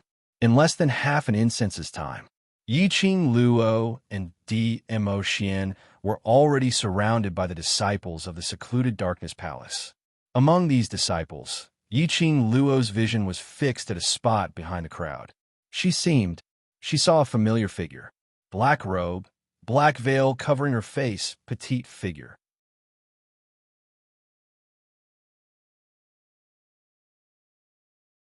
Chapter 32:13. Little Foam. Her base in secluded darkness palace. She indeed had another motive for being in Valley Wind City's safety zone. Yiqing Luo recalled the scene of Matron Wang grabbing her tightly, not allowing her to leave the safety zone not long ago. She probably listened to Little Feng's instructions to ask Matron Wang to keep her in the safety zone. Most likely, that Matron Yang was killed by Little Feng. Otherwise, Matron Yang wouldn't be so shocked and in disbelief before she died. Killing Matron Yang, just to stop her from leaving the safety zone? What are you trying to do? Yiqing Luo's gaze was like a torch as she stared straight at Little Feng's figure. Little Feng ignored her. Under the black veil, that pair of scorching eyes was obviously staring at the person beside Yiqing Luo. Yiqing Luo glanced sideways as she looked at the calm man and then looked at Little Feng. She squinted her eyes slightly. No? Dmo Xian tightened his grip on her slender waist as his brows creased slightly as he replied calmly. And men, she was actually someone whom Dmo Xian knew? Could it be? She had sensed Little Feng's enmity from the first look. Was it because of Dmo Xian? A figure suddenly flashed past Yiqing Luo's mind. Feng Ling. Yiqing Luo's vision suddenly fell onto that black-robed lady as she stared at her without blinking. You're Feng Ling? Huh. The lady gave out a gentle laugh, faintly discernible as though it came from all directions. I've been discovered by you. The lady's voice was no longer hoarse and sharp as before, but had regained her crisp and clear voice. The lady slowly lifted the black veil on her face as she pulled open the black robe which covered her head. The lady's stunning looks were revealed in front of everyone's eyes. That elegant and gentle face was so beautiful that it made one's soul swoon. But as she looked around, her temperament was like a snow mountain white lotus, aloof and unattainable. This face, if it wasn't Feng Ling, who else could it be? Yiqing Luo's brows creased tightly as she stared vigilantly at the lady in front of her. Feng Ling, you actually joined the secluded darkness palace. Feng Ling's lips curled as she smiled gently. That pair of affectionate, beautiful eyes were still staring at Dmo Xian's face in a daze. She stared at his face almost greedily. No, you didn't find me. It was Brother D. Feng Ling smiled, her eyes filled with joy. No matter what Little Ling disguises herself as, Big Brother D can recognize Little Ling at a glance.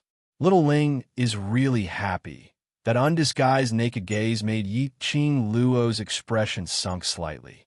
In that instant, the hand on his waist tightened its grip.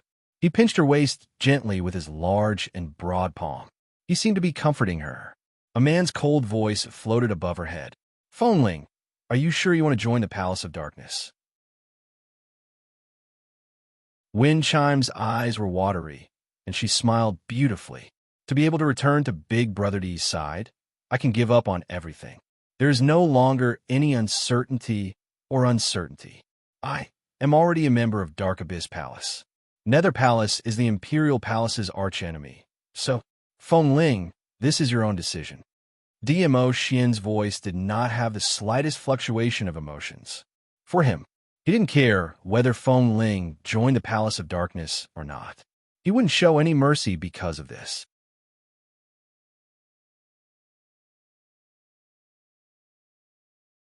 Chapter 32:14. You can try and see if I will keep you in my heart. DMO Xian's gaze was calm and indifferent. Fengling was stunned by his gaze for a moment. From DMO Xian's gaze, she indeed didn't show any fluctuation in her emotions, as though, when facing her, she was just a stranger. Fengling had an intuition.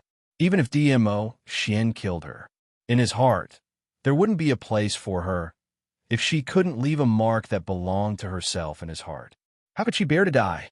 Fengling shuddered as she stared at DMO Xian. "Brother D, do you really want to be so heartless?" "Heartless?" DMO Xian's cold voice was chilly. "You and I have never had any feelings before. How could you say that I'm heartless?" Fengling staggered backwards a few steps.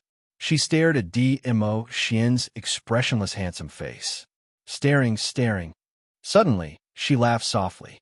As she laughed, she rocked back and forth.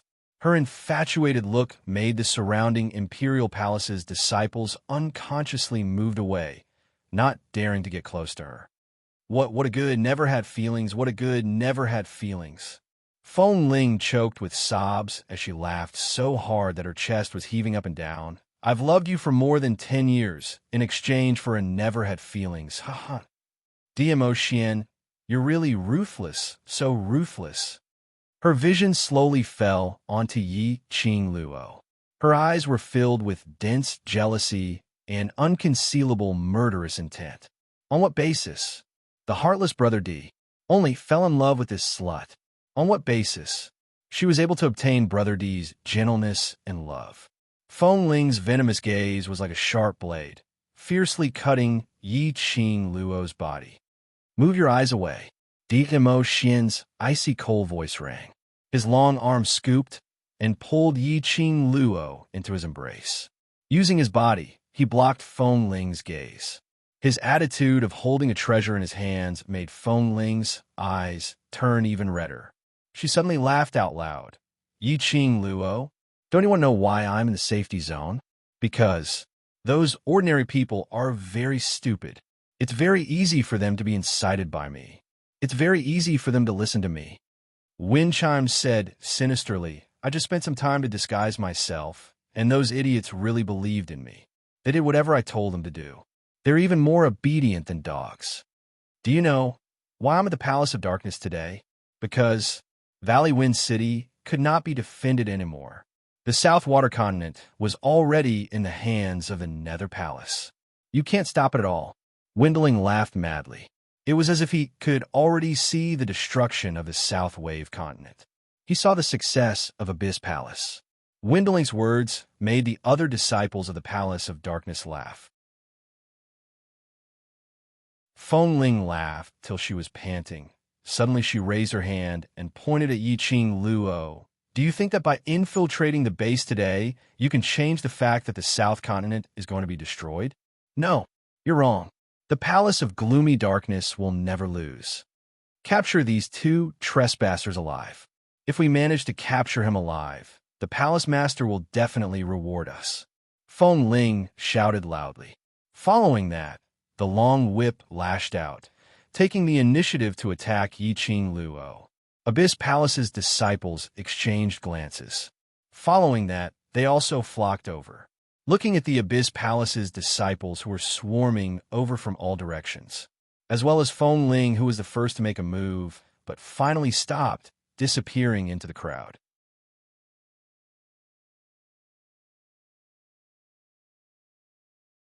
Chapter 32:15. Are you sure? Destroying the base will not change the truth. The young lady's cold voice was like an echo, reverberating in everyone's ears.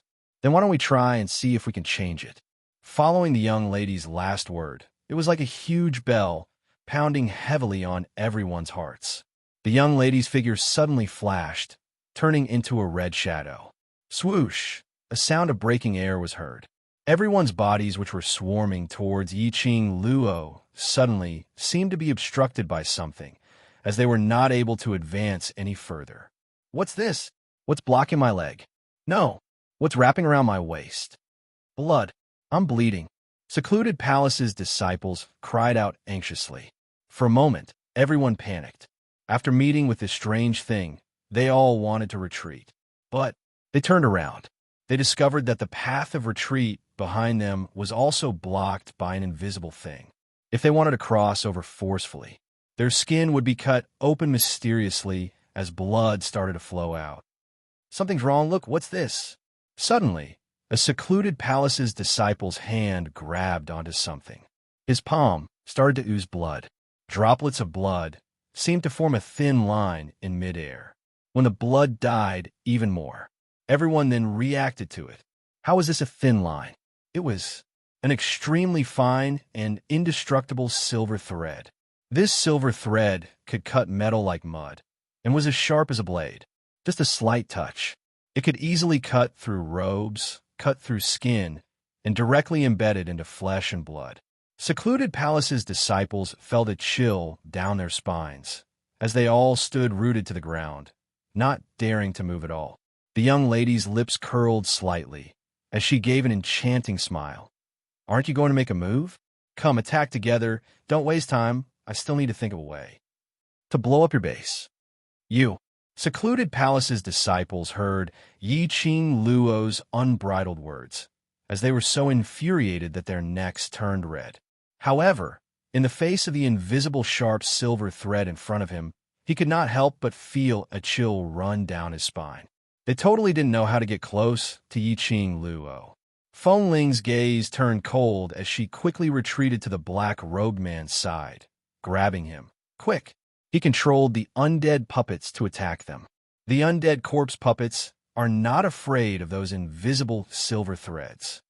It's no use. The undead puppets are useless to them. The black-robed man was already out of breath from Yiqing Luo's abuse. And after being pulled by Feng Ling in such a rough manner, he could only feel the blood in his throat surging. When wind chimes heard him stutter, she impatiently slapped the black-robed man's face. Shut up. Immediately control the undead corpse puppets for me, or I'll throw you over. The black-robed man was slapped so hard that he spat out the blood in his throat. Coincidentally, it sprayed on wind chime's face. The viscous liquid caused Feng Ling's eyes to be filled with killing intent. She raised her sleeve and wiped off the blood on her face. The black-robed man had no choice but to control the corpse puppets to surround them. Tang Beiyuan had reforged the gourd flame fan, and the silver strands had been infused with nether mental power. The corpse puppet was not afraid of the pain and forcefully pulled on the silver threads. Numerous limbs were cut off by the silver threads as they rolled onto the ground. One by one, the undead corpse puppets fell onto the ground. This scene made the Secluded Palace's disciples feel fear rising in their hearts.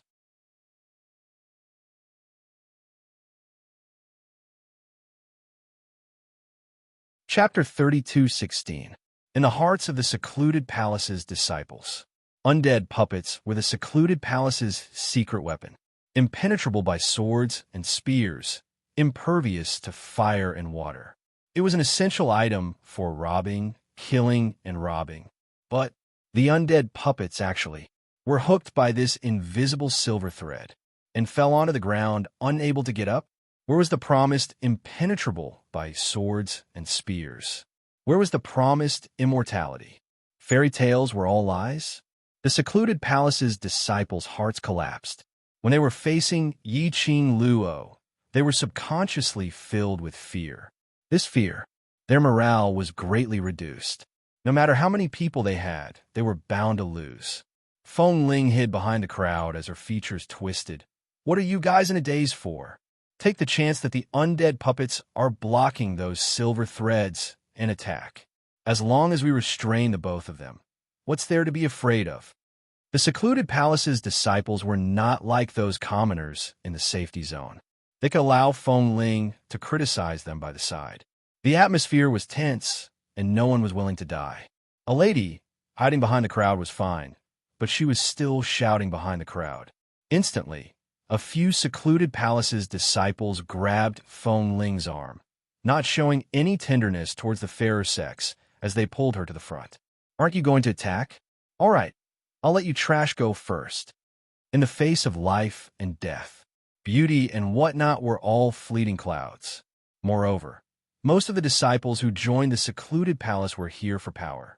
No matter how beautiful Feng Ling was, they would not show tenderness towards the fairer sex. Moreover, Feng Ling's heart belonged to the emotion. She had been protected by the imperial palace's granny since young. Absolutely could not do it. That kind of action of using her beauty to ingratiate herself to the men. Usually, Feng Ling put on an aloof look, thinking that she was unreachable. This bunch of secluded palace's ordinary disciples were not fit to talk to her. Because of this, Feng Ling wasn't popular among the dark forces. Feng Ling was forcefully dragged to the front. Her feet stepped on the ground, full of broken limbs. Her face was so twisted that it was almost hideous. Let go! Let go! Who dares to touch me? Do you know who I am? If anything happens to me, my granny will absolutely not let you off. Feng Ling struggled with all her might, trying to break free from those people's grip. But how could her power compare to that of the disciples of the Palace of Darkness? Just as Feng Ling was about to be pulled and hit Yiqing Luo's silver threads in the air, suddenly there was a loud explosion outside. Soon after, the man shouted in panic, "Not good, not good." The disciples of Imperial Palace had invaded the base. Quick, hurry up and let the undead corpse puppets block it. A disciple of the Imperial Palace. Why'd he come at this time? This is premeditated. It's over. A disciple of the Imperial Palace? Why were the disciples of the Imperial Palace here? How could they find the location of our base? Most of the disciples and undead corpse puppets were taken away by Captain Elephant. What should we do? The Emperor Palace's disciples cried out in disbelief. They would never believe that this wasn't premeditated by the Imperial Palace. While most of the disciples were taken out by Captain Elephant, these two people had snuck into the secret chamber to attract their attention. They summoned most of the disciples who had stayed in the base to gather in the secret room. The Imperial Palace's disciples started to pounce ferociously. They totally had no way to resist at all. No way. We absolutely cannot sit still and wait for death.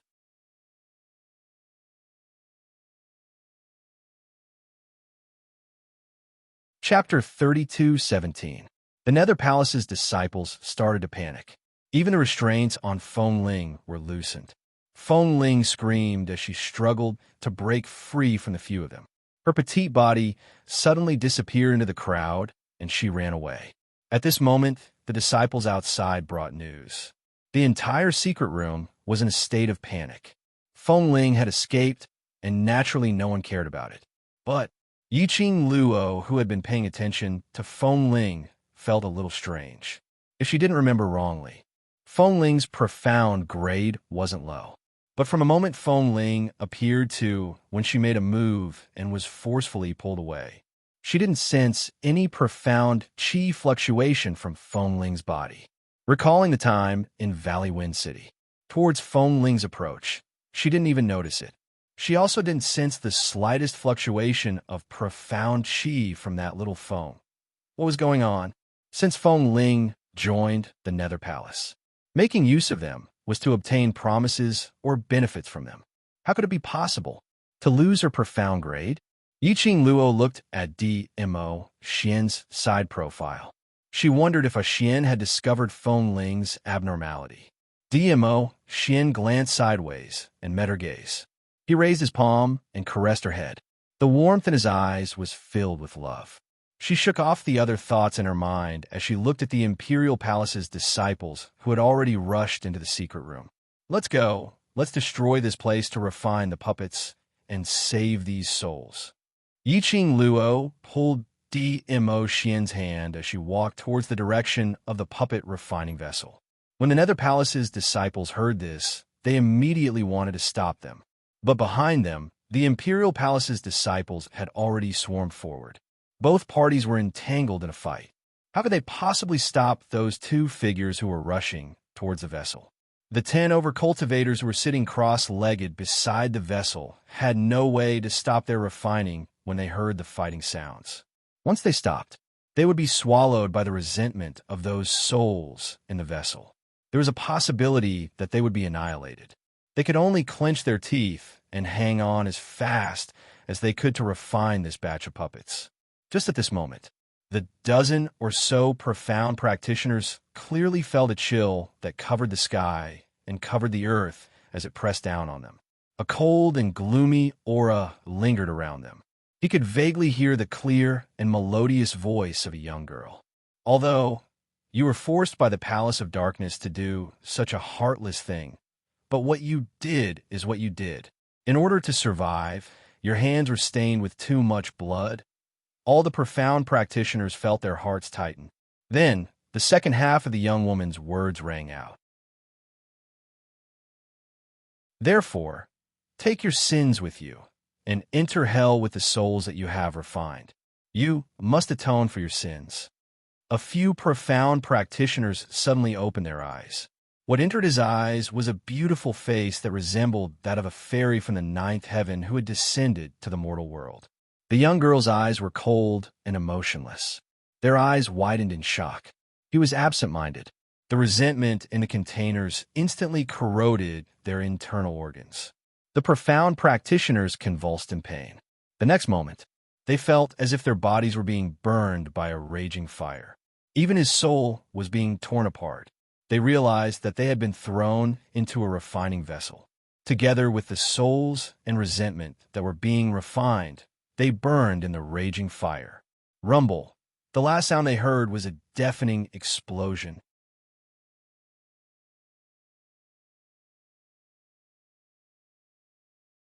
Chapter 32:18. There was no turning back for the base of Dark Palace in the South Water Continent.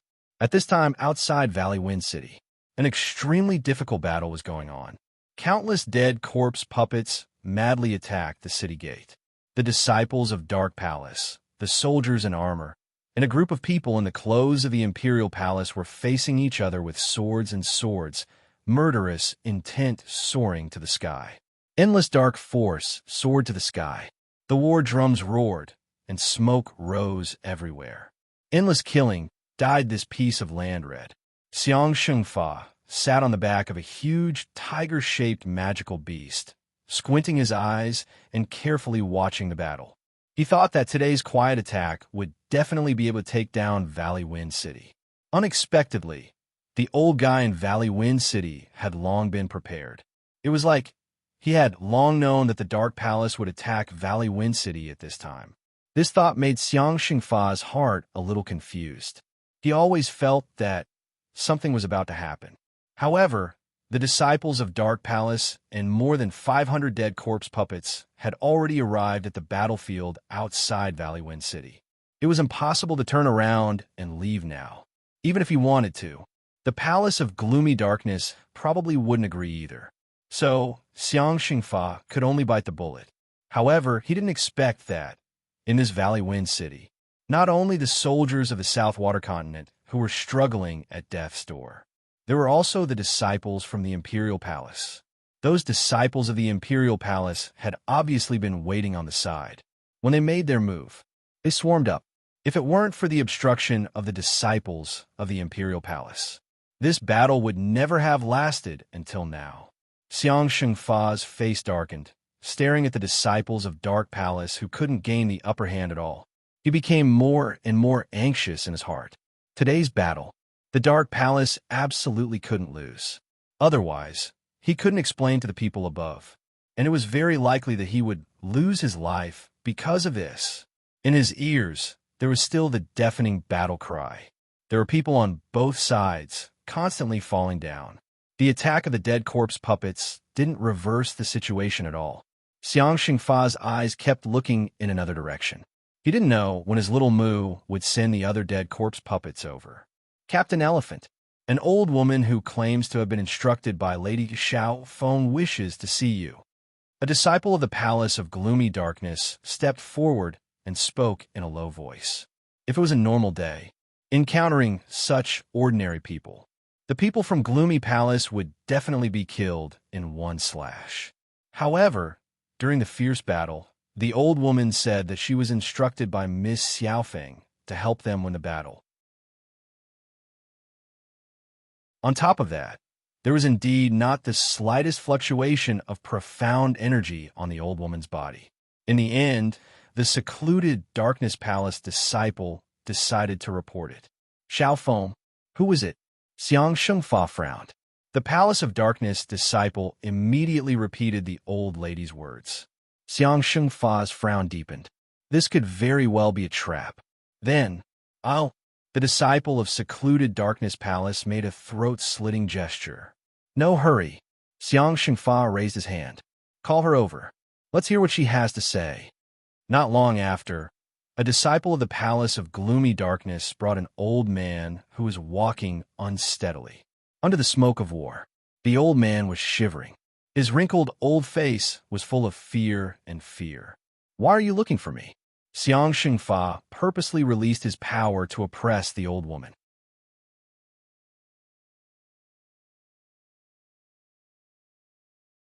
Chapter 32:19. We are the citizens of Valley Wind City. We can secretly help you to open the door at the back of the city so that you can sneak into Valley Wind City and kill those soldiers. The old lady's words made Xiang Shengfa's eyes lit up. Is what you said true? Absolutely true. The old lady nodded her head vigorously. You are the citizens of Valley Wind City. Why do you want to help our Palace of Darkness? Xiang Shengfa asked suspiciously. The old lady's eyes flashed a sinister look. Today's Valley Wind City soldiers have been bewitched by that demoness called Yiqing Luo. In order to please that demoness, the soldiers have no intention to let us ordinary citizens live on.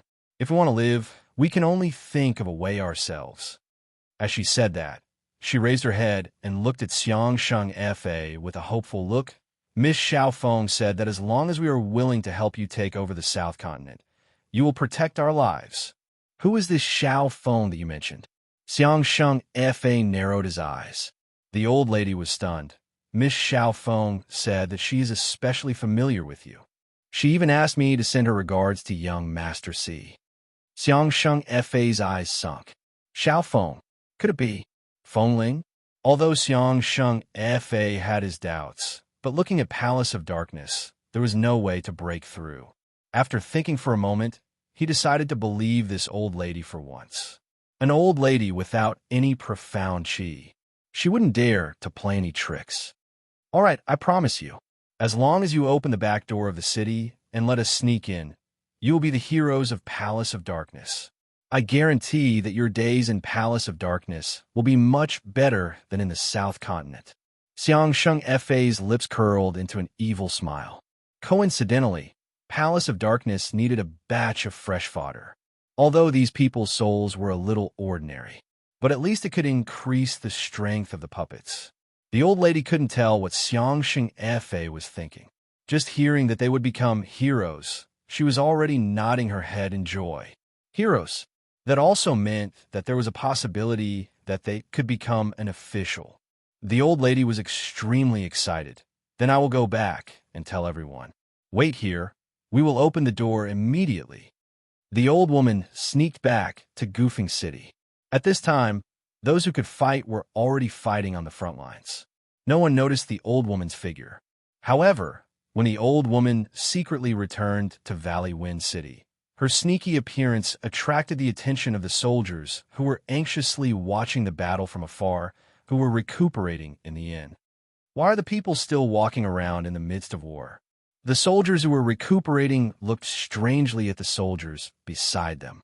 Why does Granny Wong look so sneaky? The soldiers who were recuperating looked at each other.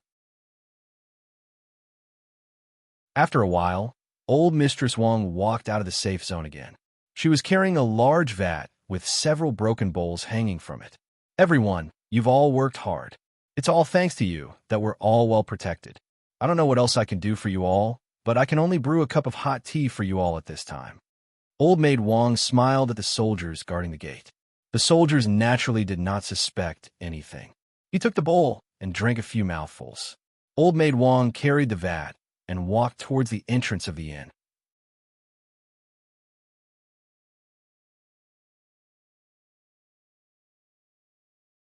Chapter 32:20. The soldiers who were recuperating pretended to drink the hot tea. But in fact, they poured the hot tea aside when Old Maid Wong was not paying attention. Old Maid Wong was an ordinary person, so naturally she could not see the soldiers' movements. She thought they had all drunk the hot tea.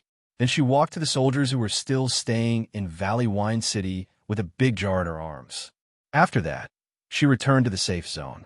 But after a while, the two soldiers who were guarding the gate of the safe zone fell down in a daze. Seeing this, the soldiers who were recuperating at the gate immediately pretended to faint on the ground. The soldiers opened their eyes. Then they saw the gate of the safe zone was opened. Old Maid Wong stuck her head out. After seeing the two soldiers lying on the ground, she smiled. Then she looked in the direction of the inn. Several soldiers immediately closed their eyes. Old Maid Wong's voice came. They have all fallen. Let's go there now. Soon after, a large wave of civilians walked out of the safe zone one after another. At a glance, there were at least 100 people. They were obviously in a very good mood. They could not hide their smiles. The direction where more than 100 people were going, the soldiers who pretended to faint suddenly felt their hearts tremble. These commoners, could it be that they were no way? The soldiers already had a guess in their hearts, but they still did not want to believe the guess they had. But looking at the direction where the people were going, they did not dare to bet on this trust. One of the soldiers who was the least injured struggled to support his bandaged leg and limped toward the direction of the city gate. He had to tell the general about the people's actions. At this time, Old Maid Wong came to the back door of the city with a group of people. She knocked hard on the back door 3 times according to the agreement with Holy Technique of Elephant. Soon, she got a response from Holy Technique of Elephant. Old Maid Wong looked happy and called the people behind her. Come on, open the back door with me. Don't let those soldiers find out. The back door was closed very tightly, and the 3 wooden bars on the door were extremely heavy. It took a lot of effort for the group of people. Only then could he open the back door without making too much noise. At the door, a row of tall corpse puppets stood there expressionlessly. Behind the undead puppets were a group of disciples with their weapons raised high.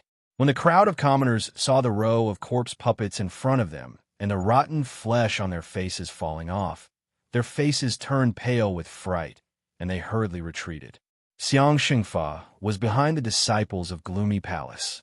He carefully observed the situation inside the back door. He had thought that this might be a trap. He purposely placed the corpse puppet in front of him. From the looks of it, this group of commoners had really rebelled. Xiang Xingfa ordered his undead puppets to scout ahead. The group of monsters with rotten flesh on their faces and the stench of feces all over their bodies began to walk into the city.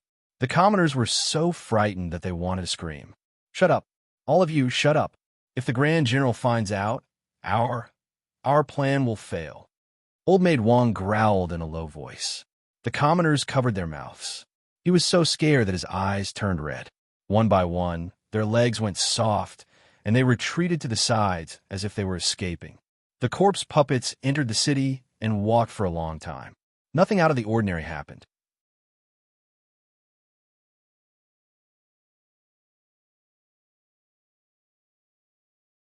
Chapter 32:21. Well done. Xiang Sheng Fa looked at Old Maid Wong with admiration and immediately ordered the secluded palace's disciples to investigate. The secluded palace's disciples carefully walked into the city. Their gazes searched around the city vigilantly. One of the secluded palace's disciples noticed the two soldiers lying on the ground at the back door. They went up to check. They had indeed fainted. Hearing this news, Xiang Shengfa was finally relieved. He waved his hand and allowed the secluded palace's disciples to enter Valley Wind City. The entire Valley Wind City was empty and in ruins. Xiang Shengfa's vision was fixed on the city gate, on those soldiers who were still fighting hard. The corners of his mouth curled up into a cold smile. This time, everyone in Valley Wind City couldn't escape. They want to take this opportunity to destroy Valley Wind City. Completely occupy the South Continent. Bring all these commoners to the base. Xiang Shengfa pointed at two people and ordered, "The rest, follow me and kill our way up the city walls of Valley Wind City. Whoever can take down that old fogey's head will be heavily rewarded." The secluded palace's disciples waved the weapons in their hands. In case they were discovered by the soldiers in Valley Wind City, they didn't dare to make a sound. But from the strength of their waving weapons and the expression on their faces, it was enough to tell the joy in their hearts. A group of commoners followed the two secluded palace's disciples and left. The others followed Xiang Shengfa and quickly headed towards the direction of the city walls. The soldier with leg injury who rushed over from the inn to report finally reached the bottom of the city walls. That originally bandaged leg was oozing blood. The situation was urgent, and the soldiers were working together to resist against the secluded palace. They didn't pay attention to the soldier with leg injury. Mo Ying, who was left behind by Yi Qing Luo in Valley Wind City, noticed the soldier with leg injury. She jumped down from the city walls, and her little hand grabbed the soldier's arm. Her flat eyes fixed on him. "Why did you come out? Your leg injury has split open." That flat voice, that strange, empty gaze. The soldier with the leg injury was shocked. Mo Ying stiffly frowned and released his hand, pulling a distance between them. "Go back." The soldier with the leg injury came back to his senses and hurriedly shook his head. Something has happened." Mo Ying blinked a few times. Her pair of cute and adorable eyes said, "What's the matter? Let's talk after the fight." "No, it's not that." The soldier with the leg injury hurriedly recounted the scene he had seen with the people just now in a concise manner. Then he hurriedly said, "I suspect the citizens might want to open the back door of the city and let the people from the Palace of Darkness in. If that's the case, we're in a situation where we're attacked from both sides. It's very dangerous. That group of wide-eyed wolves, they actually did this." Obviously, these words were said in anger, but when they came out of Mo Ying's mouth, they were actually words that did not have any fluctuations of emotion. Mo Ying frowned. "Go back to the inn first, leave the rest to us." After saying that, her small body suddenly jumped. In the blink of an eye, the little girl, who looked like a pink dumpling, was already standing beside the general. The soldiers stared in the direction where the little girl had disappeared and stared blankly for a long time. Actually, that little girl didn't know how to express her thoughts with her facial expressions. No matter how one looked at her, she was a very cute, very adorable young lady. Mo Ying repeated the words of the injured soldier to the great general. When the general heard that, his face sunk. He immediately changed tactics and ordered the soldiers to defend the back door. But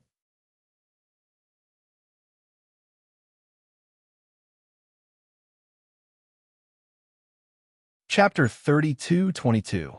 Surround all the soldiers on the city wall. Xiang Shengfa's command was heard from behind. One by one, the undead corpse puppets rushed to the front at an extremely fast speed and surrounded the city walls. Fortunately, the soldier with the leg injury reported in time. Great General's command was timely. The moment the undead puppets rushed forward, the generals and soldiers were all fully prepared. But they weren't hurt by the undead puppets. Xiang Shengfa sat on the tiger beast's back as he squinted his eyes with a victorious posture. "Old man, you still want to resist at this stage?" He sneered. "Pincer attack. Even if you have the ability to transcend the heavens, you won't win this battle." The moment the great general saw Xiang Sheng Fa, and the secluded palace's disciple appear. His face turned steely green. This meant that the soldier with the leg injury was right. That group of commoners whom they risked their lives to protect betrayed them, betrayed the South Continent.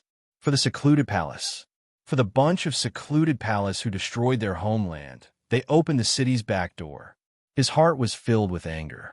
Most of it was the guilt towards those brothers who had died for the commoners. If it was possible, he really didn't want to care about the armor that he was wearing to serve the commoners, to kill those ingrates with his own hands, to comfort the souls of his brothers in heaven. Even the commoners are willing to rely on us. That shows how useless you are. They can't see any hope of survival from you. Old man, just surrender obediently. Xiang Sheng Fa looked at the great general's furious expression and that black as charcoal expression. He was feeling more and more delighted. The great general spat fiercely as he stared solemnly at Xiang Sheng Fa. Don't even think about it. Since you want this city to be stained with blood, then I shall fulfill your wish. Xiang Sheng Fa sneered as he waved his hand. Pincer attack, attack. The great general's expression darkened as he swiftly ordered the soldiers to defend.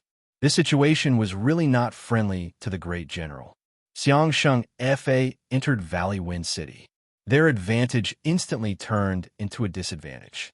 Under the pincer attack, even though they had the weapons which Yi Qing Luo left behind to fight against the undead puppets, that was already extremely taxing.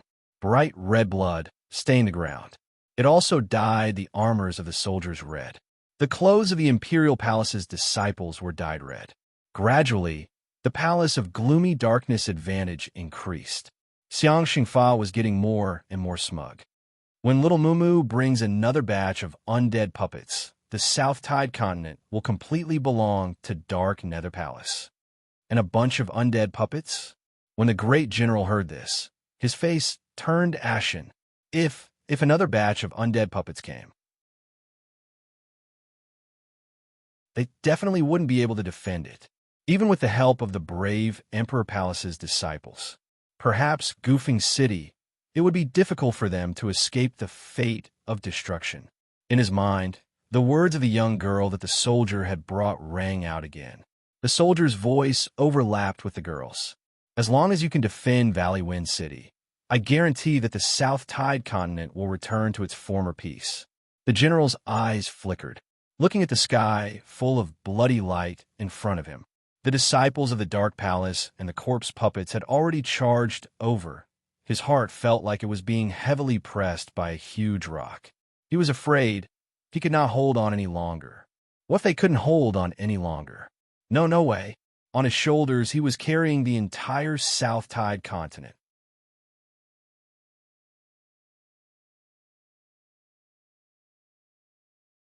Chapter 32-23. Suddenly, a pink figure flashed past in front of the great general. The little girl, who was dressed in pink, dashed towards the direction of the Elephant Saint technique at an extremely fast speed. Miss Mo! The great general's expression congealed as he hurriedly shouted. This Mo Yuing was the imperial madam's good sister. If anything happened to Miss Mo, how could the imperial madam let him off? Mo Yuing didn't seem to hear the great general's shout. In a blink of an eye, she appeared in front of Xiang Sheng Fa. Xiang Sheng Fa only felt a gust of chilly wind. He flipped over and jumped up from the tiger beast's back. Bam! A pink furry ball hit nothing but air. However, that remnant might shook the fluctuations in the air, spreading out layer by layer like ripples. Xiang Sheng Fa was stunned by this power. He frowned slightly as he stared at the little girl who was rushing over. This girl, who was she? Why, how could there be such a strong power? Yi Qing Luo, that wretched lass. Why were there so many strange people around her? Dodge! Mo Ying's mechanical voice rang calmly. That voice was so stiff that there wasn't any emotion. Xiang Sheng Fa inexplicably felt his scalp go numb, especially when he met the little girl's pair of empty, beautiful eyes. The numbness on his scalp became more and more intense. Strange. It was too strange. Xiang Sheng Fa's intuition told him. He absolutely couldn't go against this little girl. This little girl was so strange that compared to Yiqing Luo, she was even scarier. But he didn't want to fight with Mo Yuing. But Mo Yuing had obviously set her sights on him. Xiangsheng Fa had no choice but to fight back. Kill. Take this chance to exterminate the dead corpse puppets. The great general understood Mo Yuying's meaning and immediately ordered those 10 over-soldiers who were holding weapons to exterminate the dead corpse puppets. Without Xiangsheng Fa's command, those dead corpse puppets only knew how to follow the previous command. It was much easier for the soldiers to kill them. Both sides were entangled in battle again. Mo Yuying's attacks were getting fiercer and fiercer. She stared at Xiangsheng Fa indifferently. Qing Luo said to capture the leader first. Stop struggling. If you anger me, the consequences will be severe. Elephant Saint Technique swiftly evaded Mo Yuying's 2 furry dumplings attack as he unleashed his profound qi. Little girl, your ability is so strong. Why are you willing to submit to Yiqing Luo? If you're willing to join the Palace of Gloomy Darkness, I guarantee that you will definitely shine. He carefully stared at Mo Yuing as he tried to brainwash her. This little girl seemed to be inexperienced. If they could persuade him to surrender, then he killed it in one move. That would be easy, but unexpectedly, the little girl in front of him did not show any jealousy or any other expression as he had expected. A pair of empty eyes, completely devoid of emotion. Don't shine, don't give off heat, just be clear. Her voice was still as stiff as ever. Her slender fingers hooked onto the fluffy ball of powder hanging in front of her chest and flew out. Xiangsheng Fa's face darkened. Zhang Xian moved his palms and began his counterattack. Suddenly, his body seemed to be controlled by a strange force, unable to move. The next moment, his chest was heavily smashed by those 2 fluffy balls of powder. A big mouthful of blood spurted out from Xiangsheng Fa's mouth. His body flew out and fell heavily onto the ground. The ground split open and he was embedded in the gravel. Xiangsheng Fa was in so much pain that his face contorted.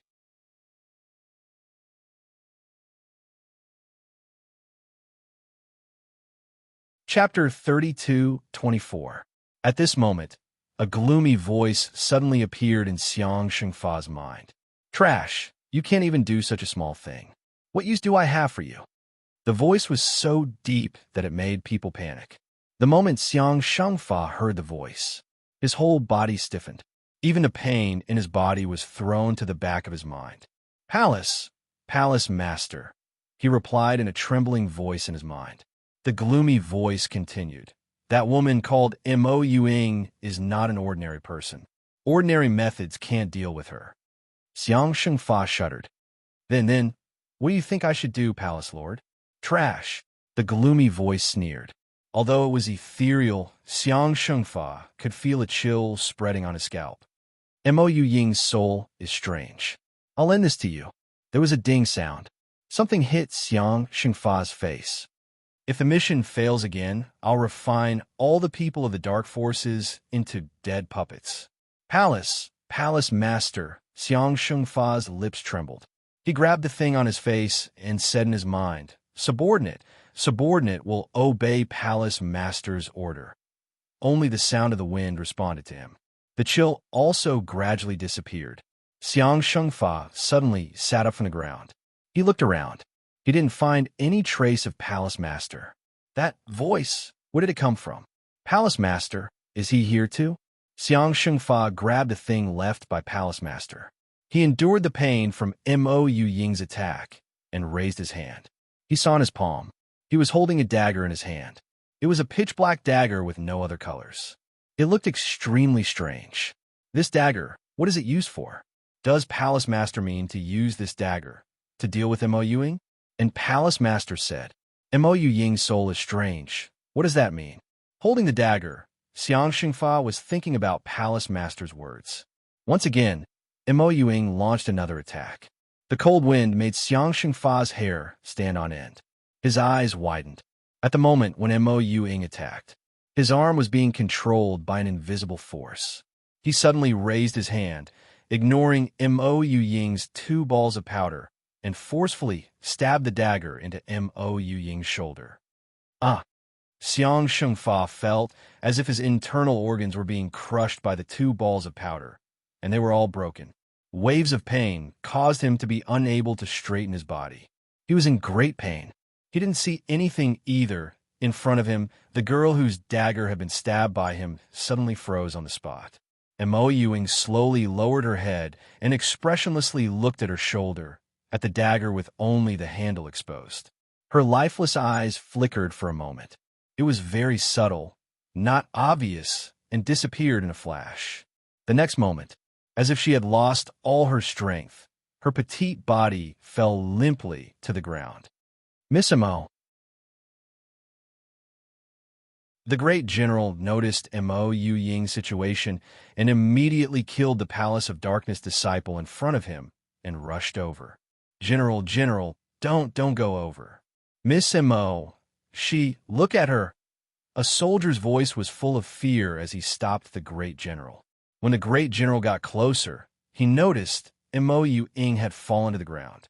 Her petite body was actually enveloped by a black aura. Her petite body was faintly discernible within the black aura.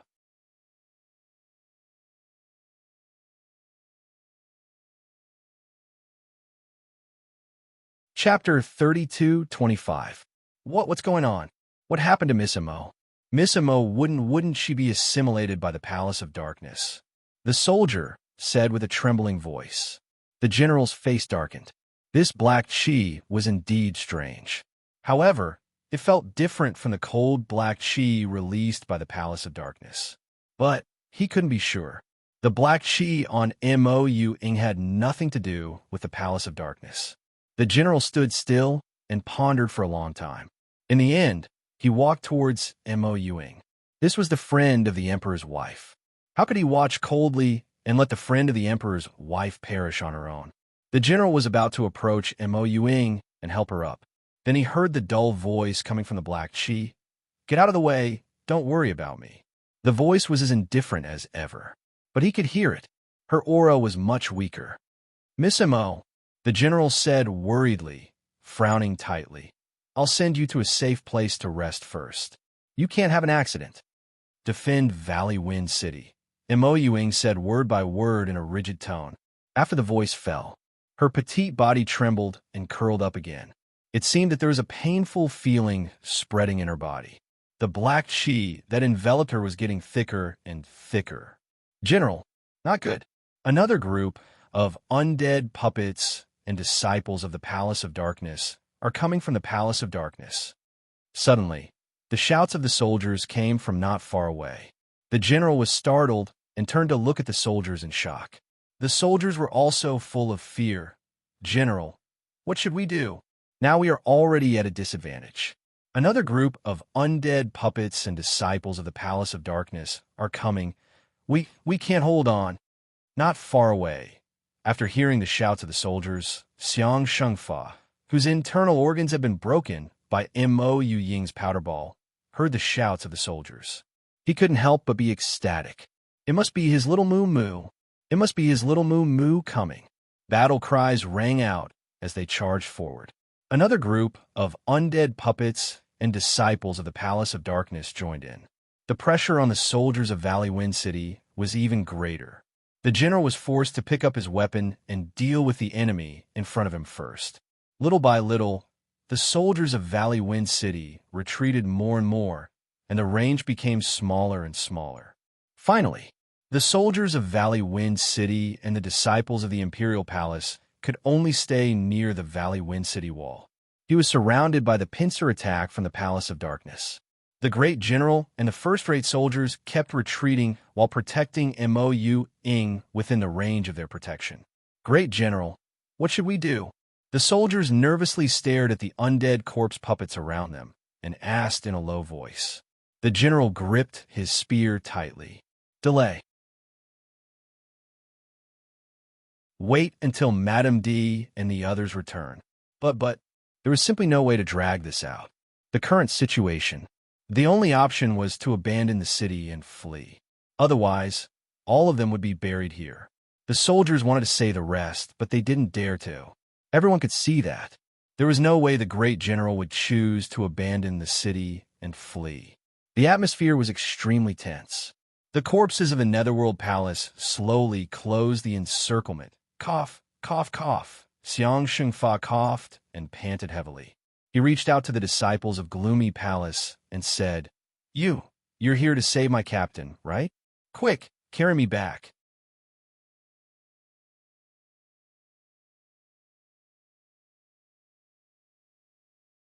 Chapter 32:26. Little Moo Moo. Where's Little Moo Moo? Xiang Sheng Fa was startled and immediately shouted.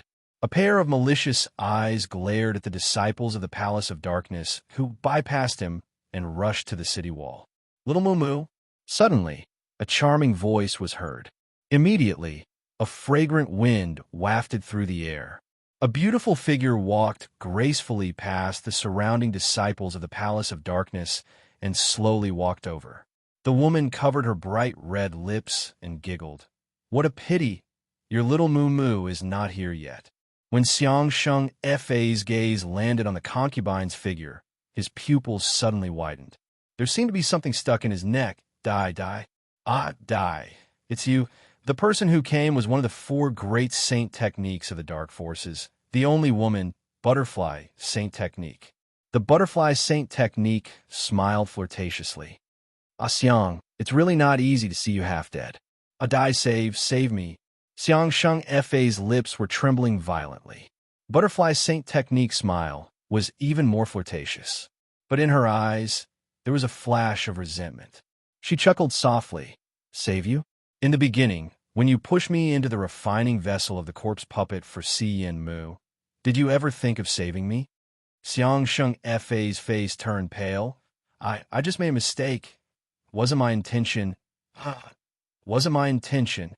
Butterfly Saint Technique's smile was even more charming.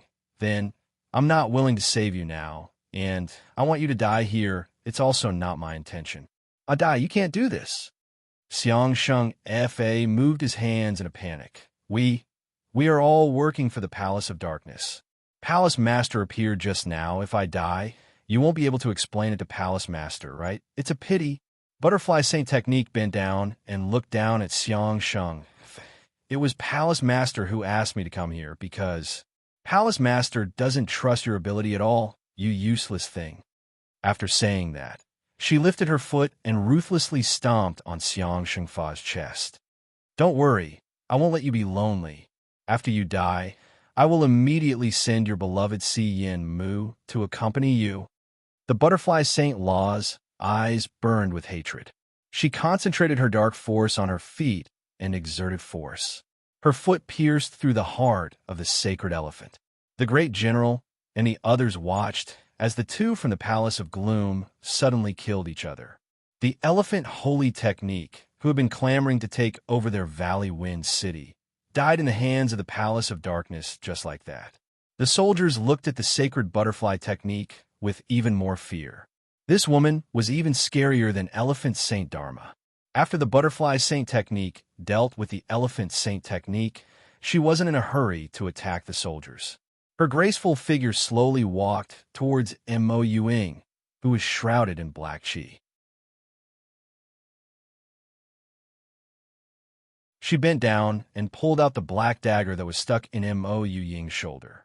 Mo Yuing groaned in pain. You're the little guy that the Palace Master wants.